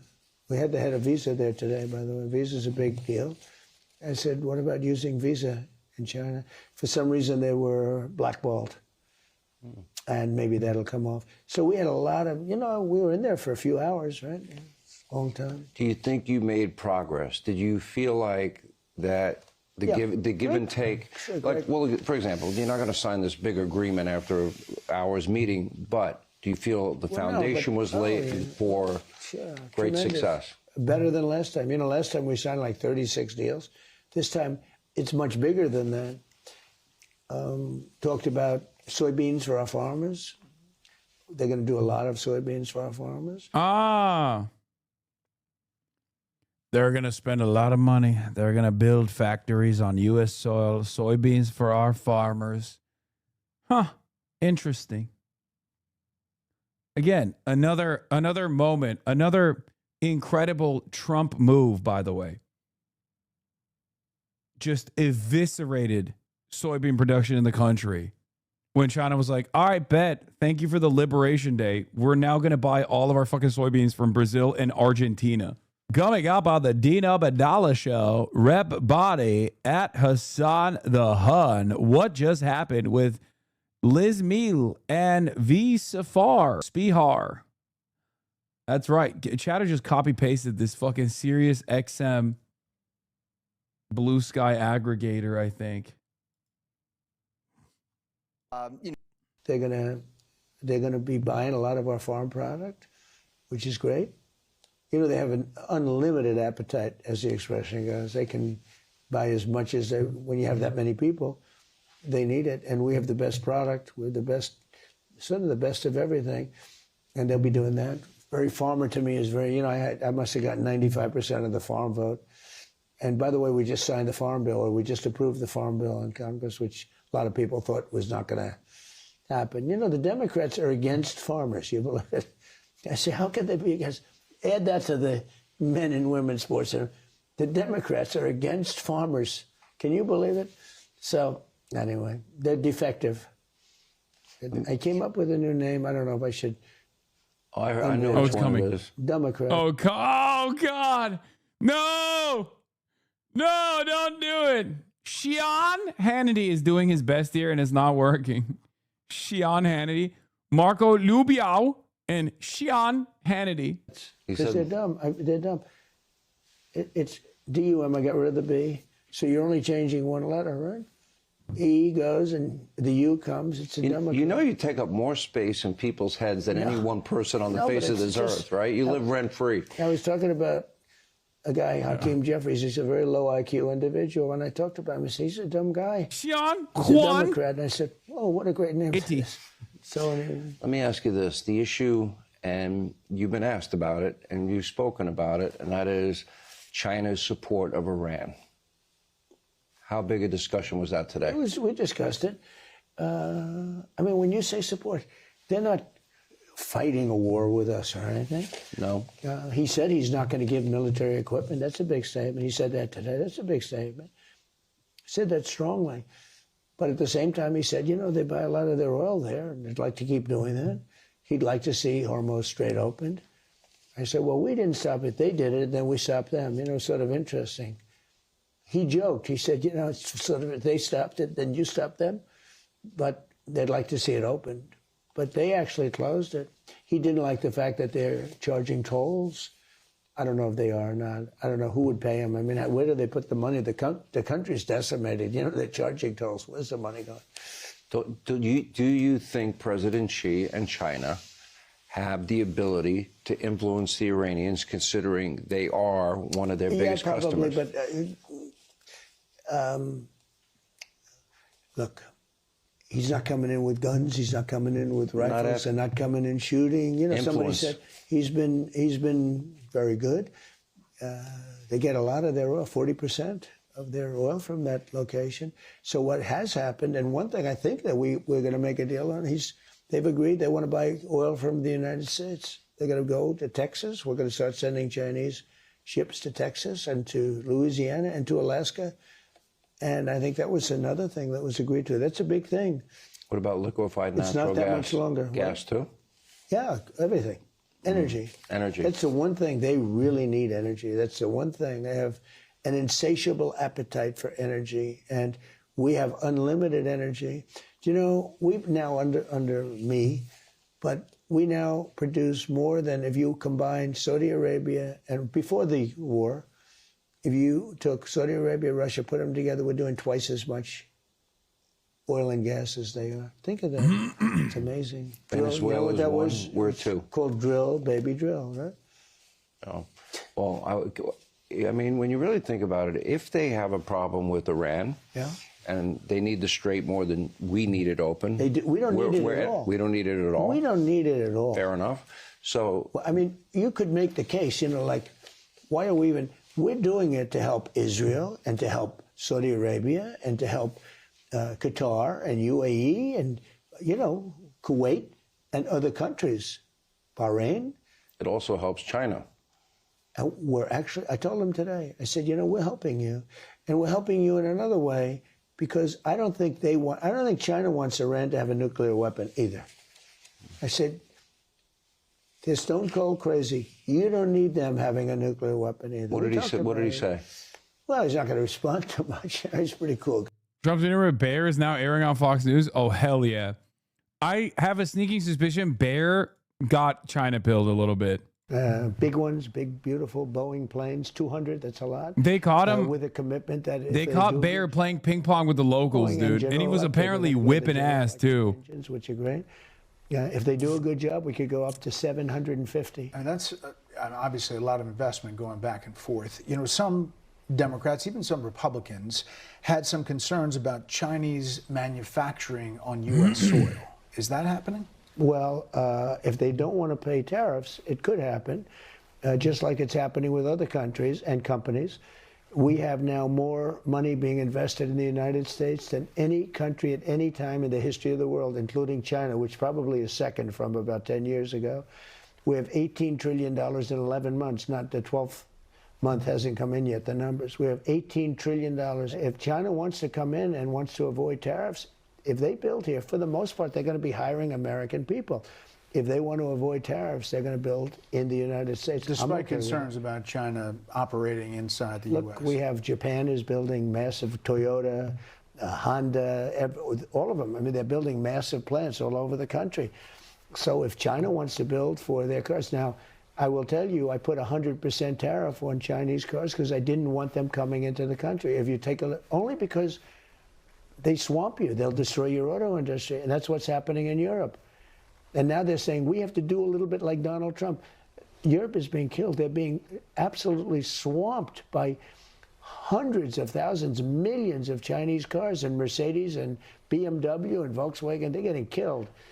So if you notice, we haven't had that problem. You know why? Because I have 100% tariff on cars made in China. And even though the Supreme Court ruling, you're going to still continue that tariff? The ruling was just on a specific type of tariffs. And you're going a different route? Correct. I have the right to do the same tariff in, frankly, a little bit more complex way, but it's actually a better tariff. It's a more stringent tariff. I want to ask you about Iran and AI, but China made clear that Taiwan is very important to them. And after your first meeting here, President Xi's spokesman put out a statement to the media, through the media, saying this: the Taiwan question is the most important this is a issue in good way to China-US ask this relations. question. If it is handled properly, the bilateral relationship will enjoy overall stability. Otherwise, the two countries will have clashes and even conflicts, putting the entire relationship in great jeopardy. You were still inside the meeting when that came out. That sounded almost like a threat. Was it communicated that way behind closed doors? No, it wasn't, not at all. But it has always been their most important issue. And it's not a takeover. They just don't want to see this place, we'll call it a place because nobody knows how to define it, but they don't want to see it go independent. They don't want to do it. And I think they probably would do something pretty harsh, and then they would be met harshly, and bad things will happen. No, it's not that. Secular Talk, give me better coverage of news these days. Disappointing than me. Why are you pitting me against Secular Talk? The fuck?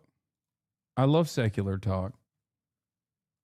I've known him now 11 years, 12 years. It's always been the biggest thing for him, Taiwan. Now, with me, I don't think they'll I do swear to God, people just get fucking bored on this stream, bro. They get bored and they just want to like make drama for some fucking weird reason. The fuck? Yeah, that's the woke Comandante Che Guevara, dude. I'm not. Okay, so why the fuck did you say this then? I'd like to see it stay the way it is, and I'll tell you something. What do you want me to do, bleach my hair? I'll make a little news. I'd like to see everybody making chips over in Taiwan come into America, because to be honest with you, I think it's the greatest thing you can do, because it's a heated situation. There's no question about it. And as you know, we have massive amounts of chip companies now from Taiwan already coming in. We expect to have 40 to 50% of the world chip business by the end of my term. And I think it should be even more than that. I think all of those chip companies, if they're smart, they're going to start heading to Arizona and the places where they're building. That's going to solve your problem. Should the people of Taiwan feel more or less secure after your meetings with President Xi? Neutral. Neutral. This Has the policy changed at all? No, nothing's U.S. changed. policy? No, nothing's changed. I will say this. I'm not looking to have somebody go independent and, we're supposed to travel 9,500 miles to fight a war. I'm not looking for that. I want them to cool. Go ahead. Explain what you mean, dumbass. What fucking drama has taken place in the last 4 hours on this broadcast? Where has there been drama? In the last 4 hours of this broadcast. Go ahead. No vague generalizations, no vague statements. I'm done. I'm done with this shit. We're just, if you do vague posts, if you vague post in this fucking chat, I'm just going to start banning people. Okay? What is the excess of drama? Where was the drama? We've mostly covered the Trump Beijing summit so far. Say like is maybe too strong a word, because he thinks I could do it with just the signing of my signature, unlike Biden, who couldn't sign his signature. No, I'm holding that in abeyance, and it depends on China. It depends. It's a very good negotiating chip for us, frankly. It's a lot of weapons. It's $12 billion. It's a lot of weapons. But, when you look at the odds, China's a very, very powerful, big country. That's a very small island. It's, you think of it, it's 59 miles away, 59 miles. We're 9,500 miles away. Bro, still vague. The drama you're supposed to cover about people complaining about you, still vague, bro. Oh my God, I'm going to lose my fucking mind. Take a second off, reconsider, come back with actually like the exact thing you're talking about. Developed because we had presidents that didn't know what the hell they were doing, because if they would have put tariffs on chips coming in, they would have never left. Everything was about Intel, and everything was about our chip companies. They stole our chip industry. So I've said that for years. I said, for years they stole our chip. If we would have had one of our presidents just say, we're going to put 100% chip. You can leave, you can build in Taiwan, but you sell it back into the United States. We're going to put 100% or a 200% tariff. We would have never lost a chip. We lost the chip industry. It's all coming back. And I do say this. Taiwan would be very smart to cool it a little bit. China would be very smart to cool it a little bit. They ought to both cool it. On AI, was there any agreement about any kind of guardrails that China and the U.S. might agree to so that AI doesn't go crazy? Well, we talked about it. Yeah, we talked about it. Look, AI is mostly a great thing, mostly. And we're leading China. We talked about that. We're leading China by a lot. I gave the right for AI to build their own electric producing plants. That's a big deal. They can manufacture their own electricity now, which we could never have gotten from the grid. And now you have these very rich companies headed by lots of geniuses building electric plants. Because of that, we are leading China by a lot in the AI race. Now, it's mostly the two of us. Other nations are in it, but mostly. And whoever wins the AI race, and we're going to win it. I mean, if we're smart, we're going to win it. If we're not smart, we're not. But we're leading by a lot. We talked about that last night. President Xi was very surprised at how well we've done with AI, because they thought, you know, when it started, they took this gigantic lead. And we now we are substantially ahead of them in AI. But do you think there'll be some buy-in, set up guardrails or something? I think there could be. We talked about it. But, you know, at the same time, we're competing. So it's a little hard to say, oh, gee, we're competing with each other and we're going to put guardrails. It really doesn't work that way too much. But AI, if you look at medicine, some of the things they're coming up with medicine, some of the cures they're coming up with that people would have never gotten there, it's going to be mostly a good thing, but we want to have some guardrails. You said that President Xi said he would offer assistance on Iran. And specifically, I also said we don't need assistance. You didn't ask for it. You said he was offering it, specifically to open the Strait of Hormuz. What do you think he will do? I think he's been very nice about it. He gets 40% of his oil there. He didn't send anybody. He didn't send ships. He didn't send ships with big fat guns on them that we would have had to repel. What? We would have. The good thing is I built, during my first 4 years, the most powerful military in the world. What is he saying? China didn't send one of its few aircraft carriers or some shit? Let's see, about 48 minutes. I think it was 48 minutes and 13 seconds, and it was over. And it's a strong country with a strong military, but it went very quickly. And now, by the way, we have made a fortune with their oil, and so have they. They've made more money in the last 8 months than they've made in the last 10 years, and we're really, you know, participating in the profit. Venezuela, but obviously Iran is it's a different kind of a thing. Yeah. But we're doing probably almost as well as I don't know how you can do better. They have no navy. They have no air force. It's all destroyed. Their air force is destroyed. But yet they're talking a big game. They're talking a big game. Iran's foreign minister said the Strait is open to commercial shipping only if they cooperate with the Iranians. They're not talking a big game. You know who's talking a big game? They put a Rakshi photo that has even more aura. That we're losing militarily. Think of it. They have 159 ships. Everyone is now on the bottom of the sea. Every one of them is gone. They had mine droppers. They call them mine droppers. Nice thing. Who has 22 mine droppers? The mine droppers are all gone. Now they have what they call fast boats. You know what they are? Runabouts, like you'd buy for your fantastic son if you wanted to buy him a nice boat, and they put a machine gun on it, okay? Most of them are knocked out. We knock them out just like we knock out the drug dealers. You like to talk about cards. It seems like they're playing with a bad deck, to your point. They have no deck. But they're still playing. No, the only thing they have going is a fake press. They know how well we're doing militarily. And then at the request of a very nice group of people from Pakistan who are very close to Iran, I didn't go the final. They said, could you stop? We're going to make a deal. And we really had the confines of a deal. No nuclear. They were going to give us the dust, nuclear dust, everything we wanted.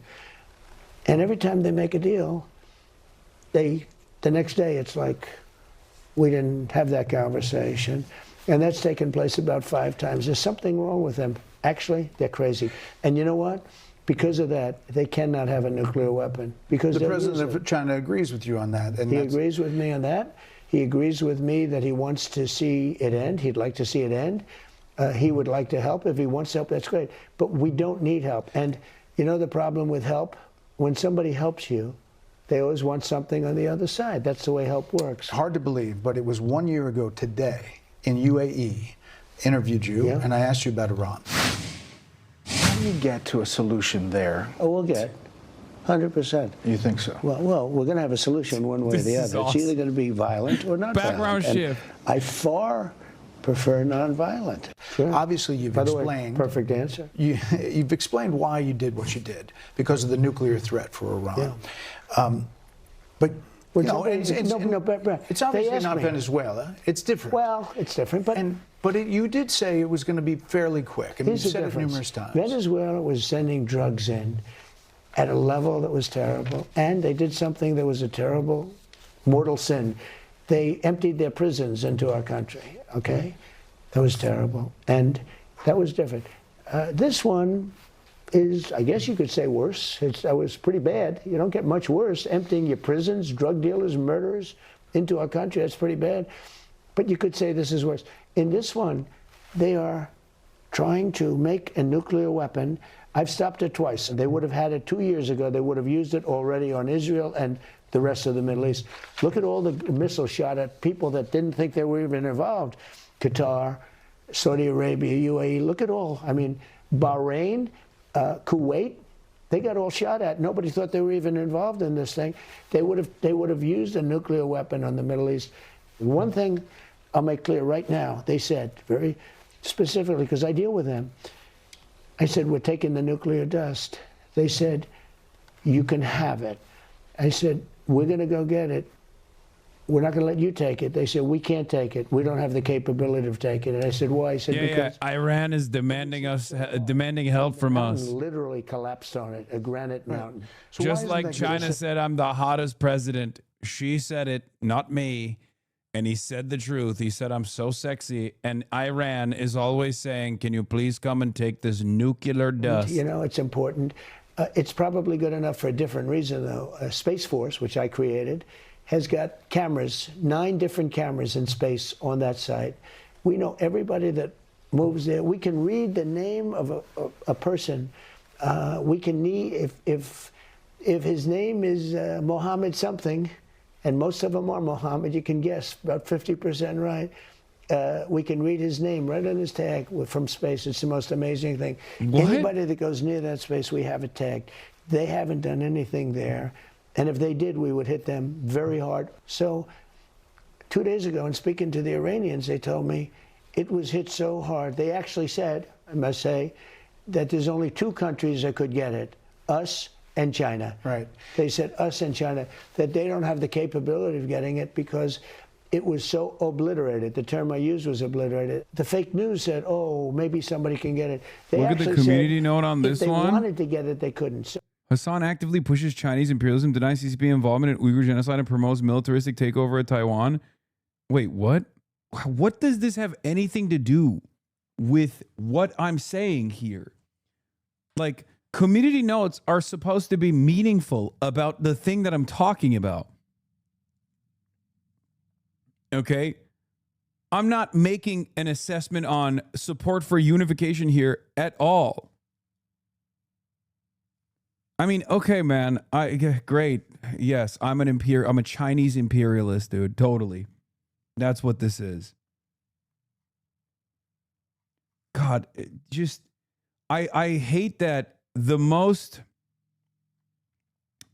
like annoying thing that has happened beyond Twitter being a fucking neo-Nazi shithole, which is the ultimate most annoying thing, is that the liberals that remain on the platform are also some of the most unvarnished imperialist nuisance liberals. It's just so fucking frustrating. It's very rare to have the entirety of the liberal and left coalition united on Twitter. Everyone has knives out for one another. It's intentional. I fucking hate everything, man. I was in such a goddamn good mood, too. I was in such a good mood when we first started.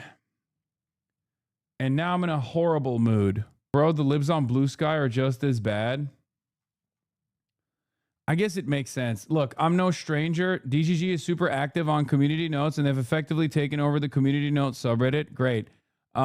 Fantastic. Good for them. I don't know what else to say. Nobody gives a fuck about community notes on Twitter other than the people who are making the community notes on Twitter. That Lilith chick is a deorbiter, by the way. That's why they're hitting you so hard. No, I know. It's fine. we're going to send her ass to the front lines. She is going to go and militarily open the Strait of Hormuz. Okay, that's what she's going to do. Again, these people are fucking motionless in the goddamn real world, which is precisely why they try to generate motion by algorithmic boosts in a platform where the billionaire neo-Nazi owner of the platform openly despises me. Okay? Trump doubled down on I don't care about American financial situation. Fuck, I missed it. To $250. You know, it was $99 yesterday, $99 a barrel. I thought it might go up to $200. I was okay with that. Not that I wanted it, but you cannot let them have a nuclear weapon. They will use it Form on to us. correct post They'll on a start off neo-Nazi with site. Israel, wipe it out. Yeah. The Middle East, wipe it out. It'll go to Europe. You know, they have a missile that goes to Europe. You saw that, okay? They have a missile goes to Europe. I have done Europe a very big favor. When you tell somebody you're going to have to pay a little more, not that much more. I can't a little more rewind. for gasoline. You can rewind the broadcast by subscribing to the Piker Broadcasting Service for $6 or for free, but I can't rewind the Fox News live broadcast, unfortunately. But we'll see. ASIN probably Everybody post says it. that's fine. And that question was a fake question, and they didn't put my full answer. I totally care. Look, I inherited high prices, and they came in with the word affordability. My first press conference, 2 days in, and Biden didn't do press conferences. He'd go for years without doing, because he was incapable of doing it. He was an incompetent person. But my first question was about eggs. Eggs have quadrupled. What are you going to do? I said, Mate, eggs, feed tell Art. me Thank you for about the 10 eggs. gifted Tell me about decoy. the Thank you for the problem. 5 Eggs have gifted. gone up 4 times. Be kind. I said, Rewind. I'll take care of it. By the way, I did take care of it. But they came up with a word because they are good. They're rotten with policy. They're horrible politicians. In many cases, we have a new name. They're Democrats. I call them Democrats, not Democrats. They're Democrats. He's really going on and A going lot in of on low this. IQ people. You have Ilhan Omar saying World War XI. She said she was referring to World War II. She said World War XI. These people are destroying our country, and we have to stop it. You know, President Xi said something yesterday.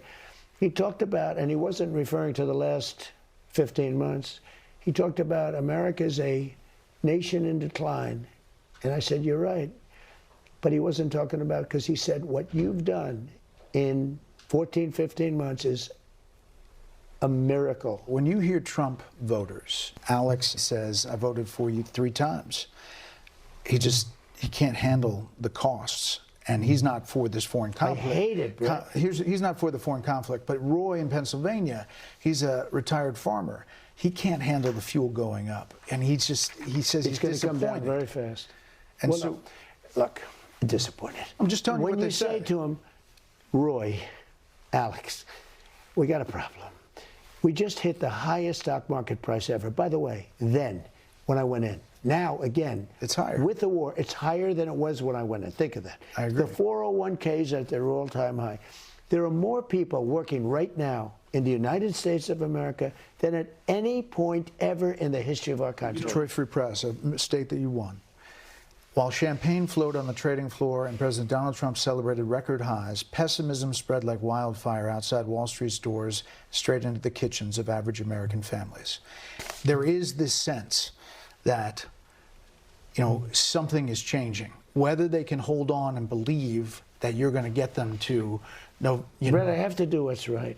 I said to my people, we just hit 50,000 on the Dow. That wasn't supposed to happen for 5 or 6 years. I did it in my first year. We just hit 7,000 on the S&P. That wasn't supposed. That was even less of a chance than the Dow. We it was just announced 401ks are at their all-time highest that they've ever been. All these things happened, and I said, I'm sorry to do this to you, but we have to stop this group of very crazy people. Now, those people are gone. They've been eliminated. The second group has been eliminated, and some of the third group. In a way, we've eliminated so many leaders that it's almost, I'm trying to figure out who the hell are we dealing with, all right? Who are you dealing with? But, well, we're dealing with people that I think are right, but they're afraid to make a deal. They don't know how to make a deal. They've never been put in this position before. So you're going to hold out until they do? Well, I'm going to do what's right. I have to do what's right. But the strait should be open, right? It should be open. Look, see, to stop the strait is very easy. All they have to do is say, we dropped a mine in the strait someplace. So you're at a little disadvantage, but that's okay. The strait will be open, they will not have a nuclear weapon, and the world will go on, and you will see gasoline prices drop, energy prices generally drop like no. Don't forget, they have a lot of boats that are loaded up with oil that are going to bring the oil out as soon as this is over. And I think this interview is kind of interesting because, like, Brett Baer is kind of cooking him a little bit. For many, many years with the Strait. Like, you know, they've used this many, many times. This is definitely a more contentious interview than what you would expect from They use it Fox as a weapon. News. They're not using And it I as a wonder if it's weapon because with they me. got the boss call because he's been too positive on China, or if it's because, like, they're starting to get annoyed with his lack of interest in affordability. Sometimes, Because it's starting to ruin, because it's going to have, like, down ballot consequences. Special report from Beijing with the President of the United States continues. You know what I mean? Or maybe he's mad about the parking ticket in China, or maybe he's now a swagged out white Chinese boy like me. Yeah, we got the Brett Baer clip here ready to go. Let's take a look. It was right when I was looking at some dumb shit again. But here it is. Imagine Democrats and political pundits jumped all over this statement that you made the other day. You were asked when you were leaving. What extent are Americans signing? Not even a little bit. The only thing that matters when I'm talking about Iran, they can't have a nuclear weapon. I don't think about American financial situation. I don't think about anybody. I think about one thing. We cannot let Iran have a nuclear weapon. That's all. That's right. That's a perfect statement. I'd make it again. But you can imagine how many people stopped the soundbite I don't think about America's financial situation. So, I mean, that doesn't, it's not even no, the entire statement in and of itself is, I think random hallucinated fear is far more that random hallucinated fear that the Israelis have been promoting for a generation at this point is far more important to me than the immediate financial circumstances of American citizens. That's the full context here, okay? Obviously, I'm framing it in a very negative manner, but, like, ultimately you're saying Iran having nukes is far more dangerous than Americans having to pay more for gas. Okay? That's what you're saying. I promise you, if you were to go out in the real world, you would be shocked with the responses by average Americans. Because American selfishness at the end of the day is the primary focus, right? If you were to ask Americans like, hey, Iran gets to have a nuclear weapon, but you get cheaper gas as a consequence of that, I don't know what Americans would say. I think pretty realistic framing when our own intelligence said Iran was not a threat, to be honest. Yes. But I'm just saying, like, even if you were to ask Americans like, hey, do you think it's, cheap gas, but Iran gets to have a nuke, which they can threaten Israel with? You don't want to know what Americans have to say about that, okay? Oh, boy. Americans would be like, give them 10 nukes. Can I give them some nukes of my own? Is it possible? Yeah, $2 gas, but Iran is a nuke. Yeah, America's about to be like, I will convert to Shia Islam. She had the big pail of gasoline. That wasn't me. There is a woman online who looks exactly like who had a Molotov cocktail. No, everyone was pro-Doge until they saw the fact that they were just removing inspectors generals that were investigating Elon Musk, for instance, or cutting civil service jobs that you then had to give back to people because that's how the government actually runs. The idea of the Trump administration running the intervention into fraud is so utterly laughable when you look at how much they are profiting off of their positions and off of the American people. Trump literally did say, I don't think about the financial situation. I don't think about anybody. That will be in all of the ads. But wait a minute, let's give some context to that, because he was asked about saying about the war, right? And then he said it's making sure they don't have a nuclear weapon. Right, and then people heard that because they don't like this war. They don't think he's listening to them. They don't think he cares about their cost of living. So they heard the part where he says they can't have a nuclear weapon, and also I don't care how it's hitting you at home. I don't care about your gas. Yeah, I mean, it's pretty airtight, my queen. My queen, Jessica Tarlov, Jessica Escape from Tarkov, is correct. Prices. I don't care about how much you're paying for groceries. That's not what he said. I think context. That's not what he said. It is what is underneath. It's what you heard. I don't think. It's what you heard. It's not what he said. You have to. She's yet to escape from Tarkov. Dude, is he doing like... Is he just leaning into the clip compies? Like, is he trying to see how low the bottom can go? It's genuinely shocking. This is a question President Xi said where President Xi said America's a nation in decline, and I said, you're right. What the fuck? President Xi said something yesterday. I mean, I know he's gonna say, oh, he meant like Brandon, and I'm bringing it back, right? Like that's his like way of dancing around the issue. But I don't think that looks good at all. He talked about, and he wasn't referring to the last 15 months, he talked about America's a nation in decline. And I said, you're right. But he wasn't talking about, because he said, what you've done in 14, 15 months is a miracle. When you hear, President. Oh my God. Is this real? The Ham 88, thank you for the 50 bones. Is this a fucking real photo? That's the...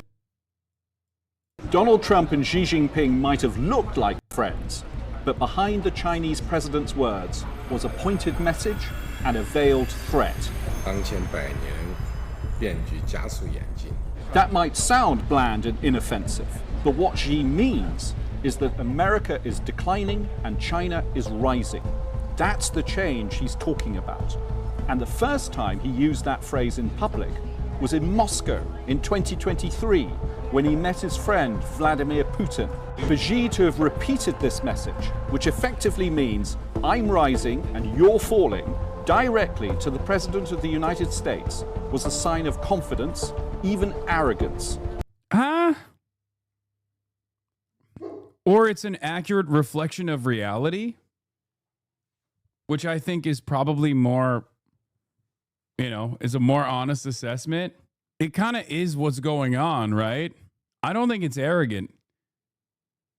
I think it's a reflection of reality, but also, I guess the unique. Here's the unique moment. Chinese envoys, Chinese heads of state, don't just make blunt statements like this. Even if it's like they're very careful with the language they use, right? It's the opposite of Trump. Think opposite of Trump. Like I would go so far as say they care about every little minute detail of diplomacy, the seat that Trump sits in versus the seat that Xi sits on, that elevates his status, shit like that. That I don't think like Westerners care about all that much. They do care. It's very delicate. So the fact that Xi Jinping said that statement in front of Donald Trump, that's pretty big. That means they're not worried about saying that statement in front of Donald Trump. Trump is glazing Harry Emden now. Harry Emden. I believe that's important because the Democrats cheat. This will keep them from cheating. It'll make it much harder for them to cheat. Without cheating, they can't win. Because they have things like open borders where criminals can pour into your country, men playing in women's sports so ridiculous. These are 98% issues. The fake news says, oh, these are 80-20. They're not 80-20. Transgender mutilization of your child. Mutilization. All right, whatever. Yeah, getting back to this video. And Xi went further by using the word accelerating. What he meant was that under your leadership, Donald Trump, America's decline is speeding up, and so is China's rise. And then came the coded threat. 中美两国能不能跨越所谓的修昔底德陷阱?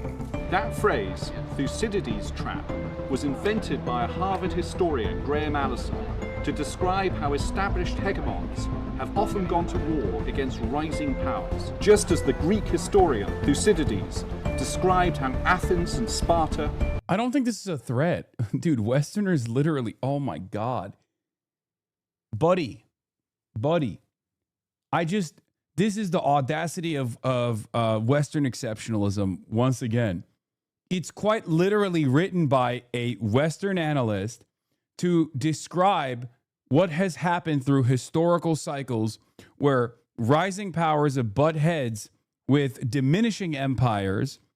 This is rising powers butting heads with diminishing empires is just a historical historical reality. Okay, what he is saying is, let's not do that. That's not a threat. That's a warning that this might happen because America keeps accelerating. You only perceive that as a threat if you are still arrogant enough to not recognize that America's power is waning on the global fucking stage. He wants to avoid that outcome. It is very consistent with the way China has communicated, even on the calming of relations in the Taiwanese Strait. This is literally our attitude towards China being the spoiling party, refusing to recognize that there could be fucking some kind of peaceful, cooperative path forward. It's so strange. We are the ones who are being arrogant here. We are the ones who are demonstrating hubris. We're the ones who are behaving in an arrogant manner. We're the ones who refuse to see that, like, our global power is diminishing year over year. China wants fucking stability. That's what they want. Waged the Peloponnesian Wars of the 5th century BC. What Xi meant was, the way to escape that trap is don't resist China's rise. If you oppose China, you risk conflict. To avoid this, you must accept the changes unseen in a century. So Xi was effectively telling Trump, live with China's rise and America's decline.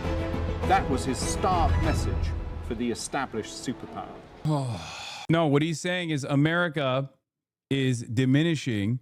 America's power and force projection capabilities are diminishing around the world at a time when obviously China's global power has increased tremendously. This is an objective reflection of facts. We must always seek truth from facts. Okay? Let me get real Chinese with you for a second. It's the credo. It's just objectively true. And instead of waging unnecessary wars, saber rattling, and trying to reassert American dominance when it's an inevitability that American dominance is going away, which will be costly, deadly, and totally unnecessary, let's avoid that trap and let's chart a new path forward where we can work with one another rather than wage war against one another. Of course, the frustrating part about this is that, well, one, Donald Trump didn't understand what that was. And then two, turned around and said, oh, no, he meant like America's power was diminishing under the Brandon regime, but now we're good. There's never been, and last night's event was incredible, actually. Well, Mr. President, we appreciate the time. Thank you. Thank you very much. Thank you very much. You only think this is a veiled threat or a direct threat if you only think that's a direct threat if you only have one understanding of conflict, that the way that great powers work with one another is through conflict. That's it. It is a very, very, what? I just really love fart. Why are we doing wars with fart together? Check this chatter's logs. It's important. Okay, you take the 30-minute, you take a 30-minute break from chat. And then the other chatter takes a day off.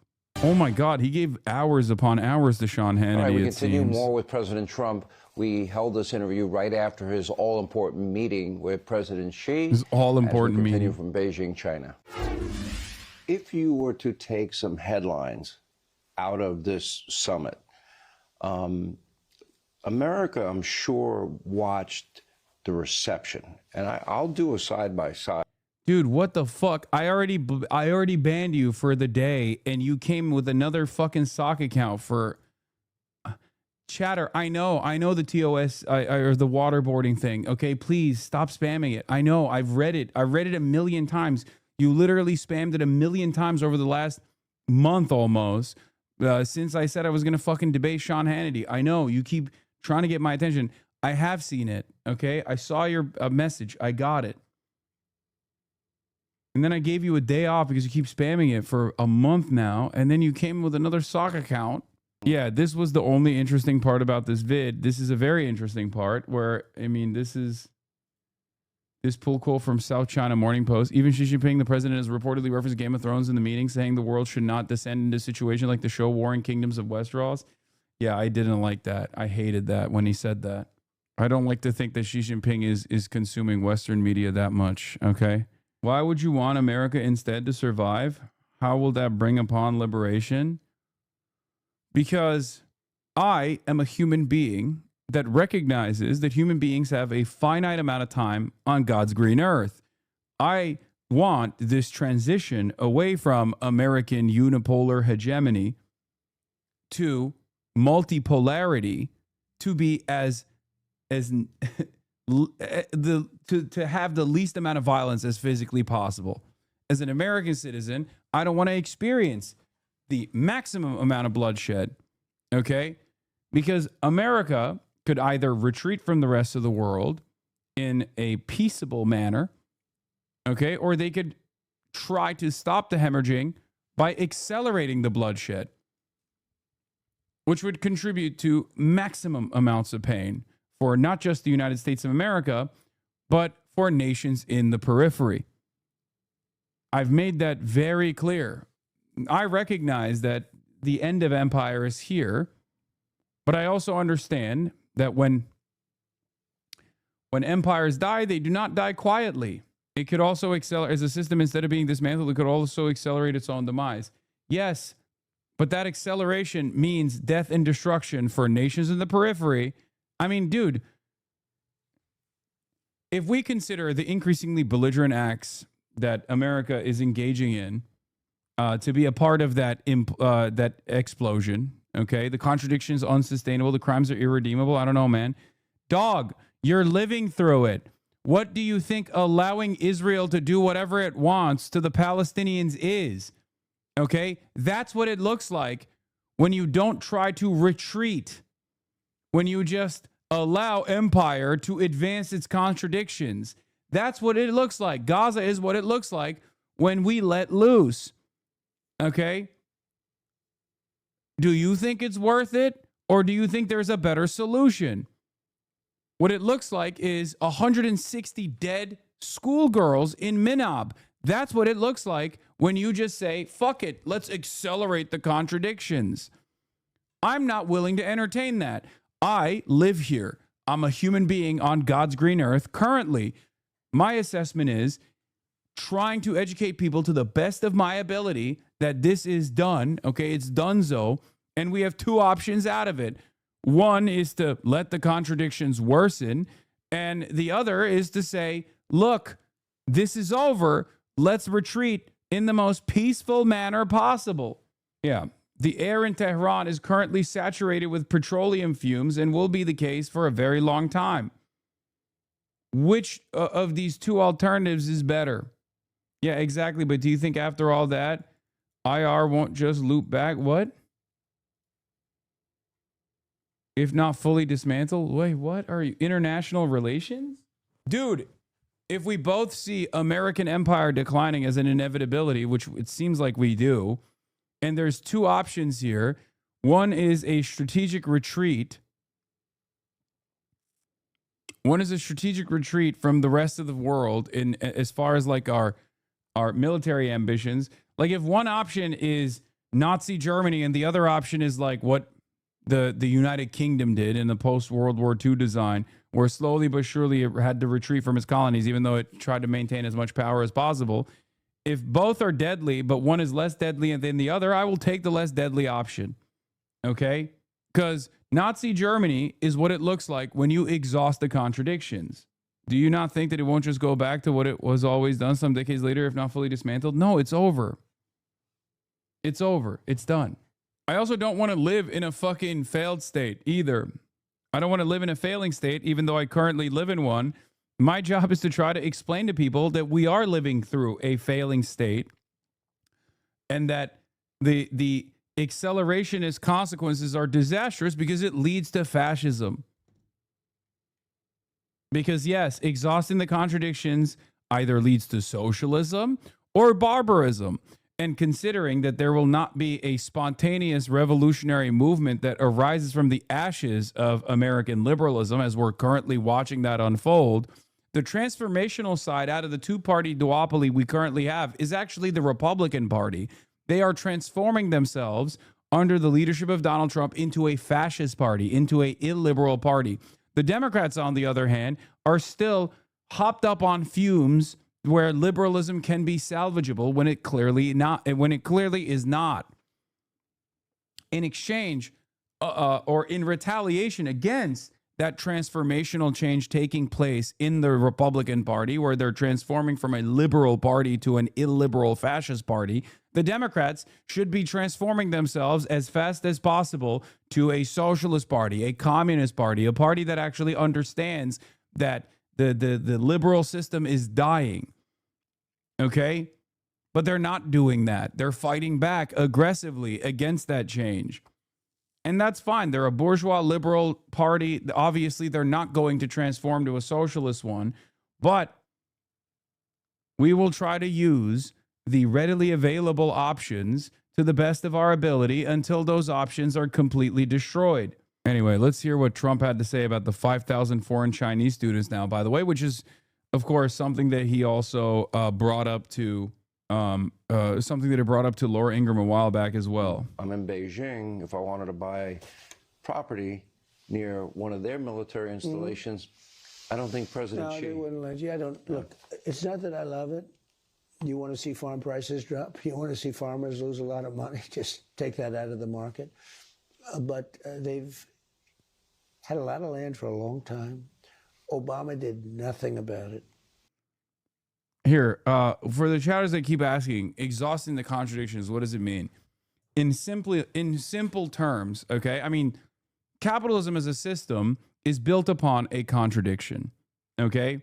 It's built upon class violence. It's built upon, every piece of history thus far has had contradictions in it, has had warring, clashing classes, okay? That's always been the case. Lords under a feudal structure have warred or clashed with the peasants, okay? And obviously industrial capitalists have clashed with the proletariat. What that means in simple terms is your bosses have a different goal than you do. Your bosses that are advancing the interests, your employers, have a very different goal than you do as the employee. As the employee, one contradiction is that you want to make the most amount of money working the least amount of time. Your employer, on the other hand, wants you to work the most amount of hours for the least amount of pay. This has always been the case throughout history, okay? This has always been the case. Every piece of history, every piece of historical development that has taken place, taken shape around the world, has been when those contradictions have met one another in clash. Oftentimes, progressive historical forces, even if it's bourgeois forces warring against the monarchs, for example, have advanced history in a progressive manner. This is the French Revolution, for example, where the bourgeois elements in society have advanced or progressed history in a direction where they eliminated by way of a bourgeois revolution, and same with the landed gentry and the slave-owning class as well within the American Revolution, another historically progressive revolution, even if it wasn't a proletariat revolution, right? Even if it wasn't a workers' revolution, was still a historically progressive revolution nonetheless against the maintenance of a colony, right? Against the British Empire. When these forces clash with one another, one side wins out over the other, and it's a complete domination of the other class. We currently exist under a system of global capitalism where clearly the employer class, okay, the bosses, and the forces that defend the bosses are the class that won over the working class. Seems a little reductive.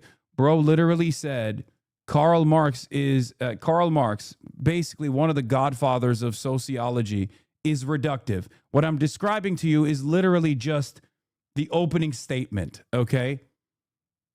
That's incredible. This is not reductive, it's descriptive. It's descriptive in a way where it forces people to recognize how history has evolved. Stagism is reductive. Okay. Oh, what is this? There's a great interview with Jason Hickel on this very subject. What's the role of... Oh, this is imperialism. This is imperialism, the highest stage of capitalism, described by a London School of Economics professor. Okay, in modern terms. Anyway, listen. This other one was really good too. Clara Mattei talking about capitalism not being natural. We're in a situation. There's some, this is. We're not going to get into that currently. Okay. Getting back to the point I was making. The accelerationist take the Chatter had was basically just let the ruling class eat up everything until society implodes on itself because state capacity has been sold off to the highest bidder. But I was describing contradictions. Okay, because the Chatter asked me, what do you mean by contradictions? What does exhausting the contradictions mean? Okay, exhausting the contradictions, or at least like letting contradictions run its course, is when the pedal gets to the metal. Okay, when speculative, when speculation-based market forces meet the reality of a hard limit of a physical substance, a contradiction that's being exhausted in real time would be the realization that there is a bubble in the energy markets, right? That would be the exhaustion of a contradiction. When you run out of runway because the strategic reserves are out and there's no more oil transiting the Strait of Hormuz, and you're an Asian economy, an Asian country that desperately needs more oil to be transited to your ports so you can continue, you are so engaging in revisionism. Please do not do bourgeois revolution revisionism. The American Revolution was a direct result of the British threatening slavery. I love you, man. Thank you so much. You're right. I too also think it's revisionist. The progressive historical forces in this regard were the British Empire. I hate this stuff. I hate this argument. First of all, there's many different schools of thought in this interpretation and this analysis of the American Revolution. I'm not even hitting like the AOC version of events, where I'm simply stating that it was actually really good and everyone had honest and decent, anti-imperialist goals in the American Revolution. Okay, this is one school of thought that you have, or that you probably watched a fucking YouTuber or something do a shitty job of summarizing. Okay, he just said it wasn't a proletariat revolution. I know it wasn't. I said it was a bourgeois revolution. He's saying it wasn't even. I don't even understand. Please do not do bourgeois revolution revisionism. The American Revolution was a direct result of the British threatening slavery. You are so engaging in revisionism. I don't know if you're saying that you have not read the Counter-Revolution of 1776. No, I took a push this year. AP US History. Yes. The reason why every other historic revolutionary figure has glazed the American Revolution is because there are elements of it that were a progressive historical force in comparison to being a part of British colonial rule, regardless of the overarching goals of the founding fathers. In any case, another chatter asked me about the exhausting of the contradictions, and I'm giving you one example of it. I don't even know how we got here. Damn, this guy's good.